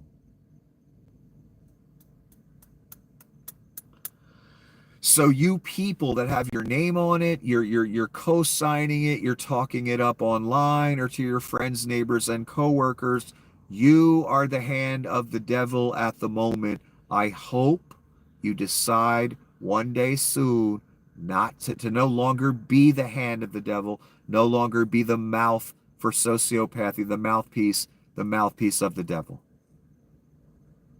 That's literally what you're doing. You know damn well Donnie ain't like Jesus, and he's not being persecuted like Jesus. Jesus led a perfect, sinless life. Impossible for any of the rest of us. And Donnie, my God, is the literal opposite of that. That's why Donnie's the Antichrist. He would have to be the opposite of Jesus Christ, the complete and total opposite. To where when Donnie does a miracle, or when a miracle happens regarding Donnie, it's not real. It's a falsehood. It's fakery. It's a mockery of Jesus Christ, of the real miracles.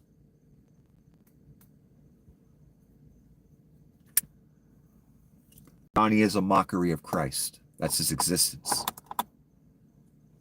That's why he's the Antichrist, and that's why you cannot take the mark when he offers it to you.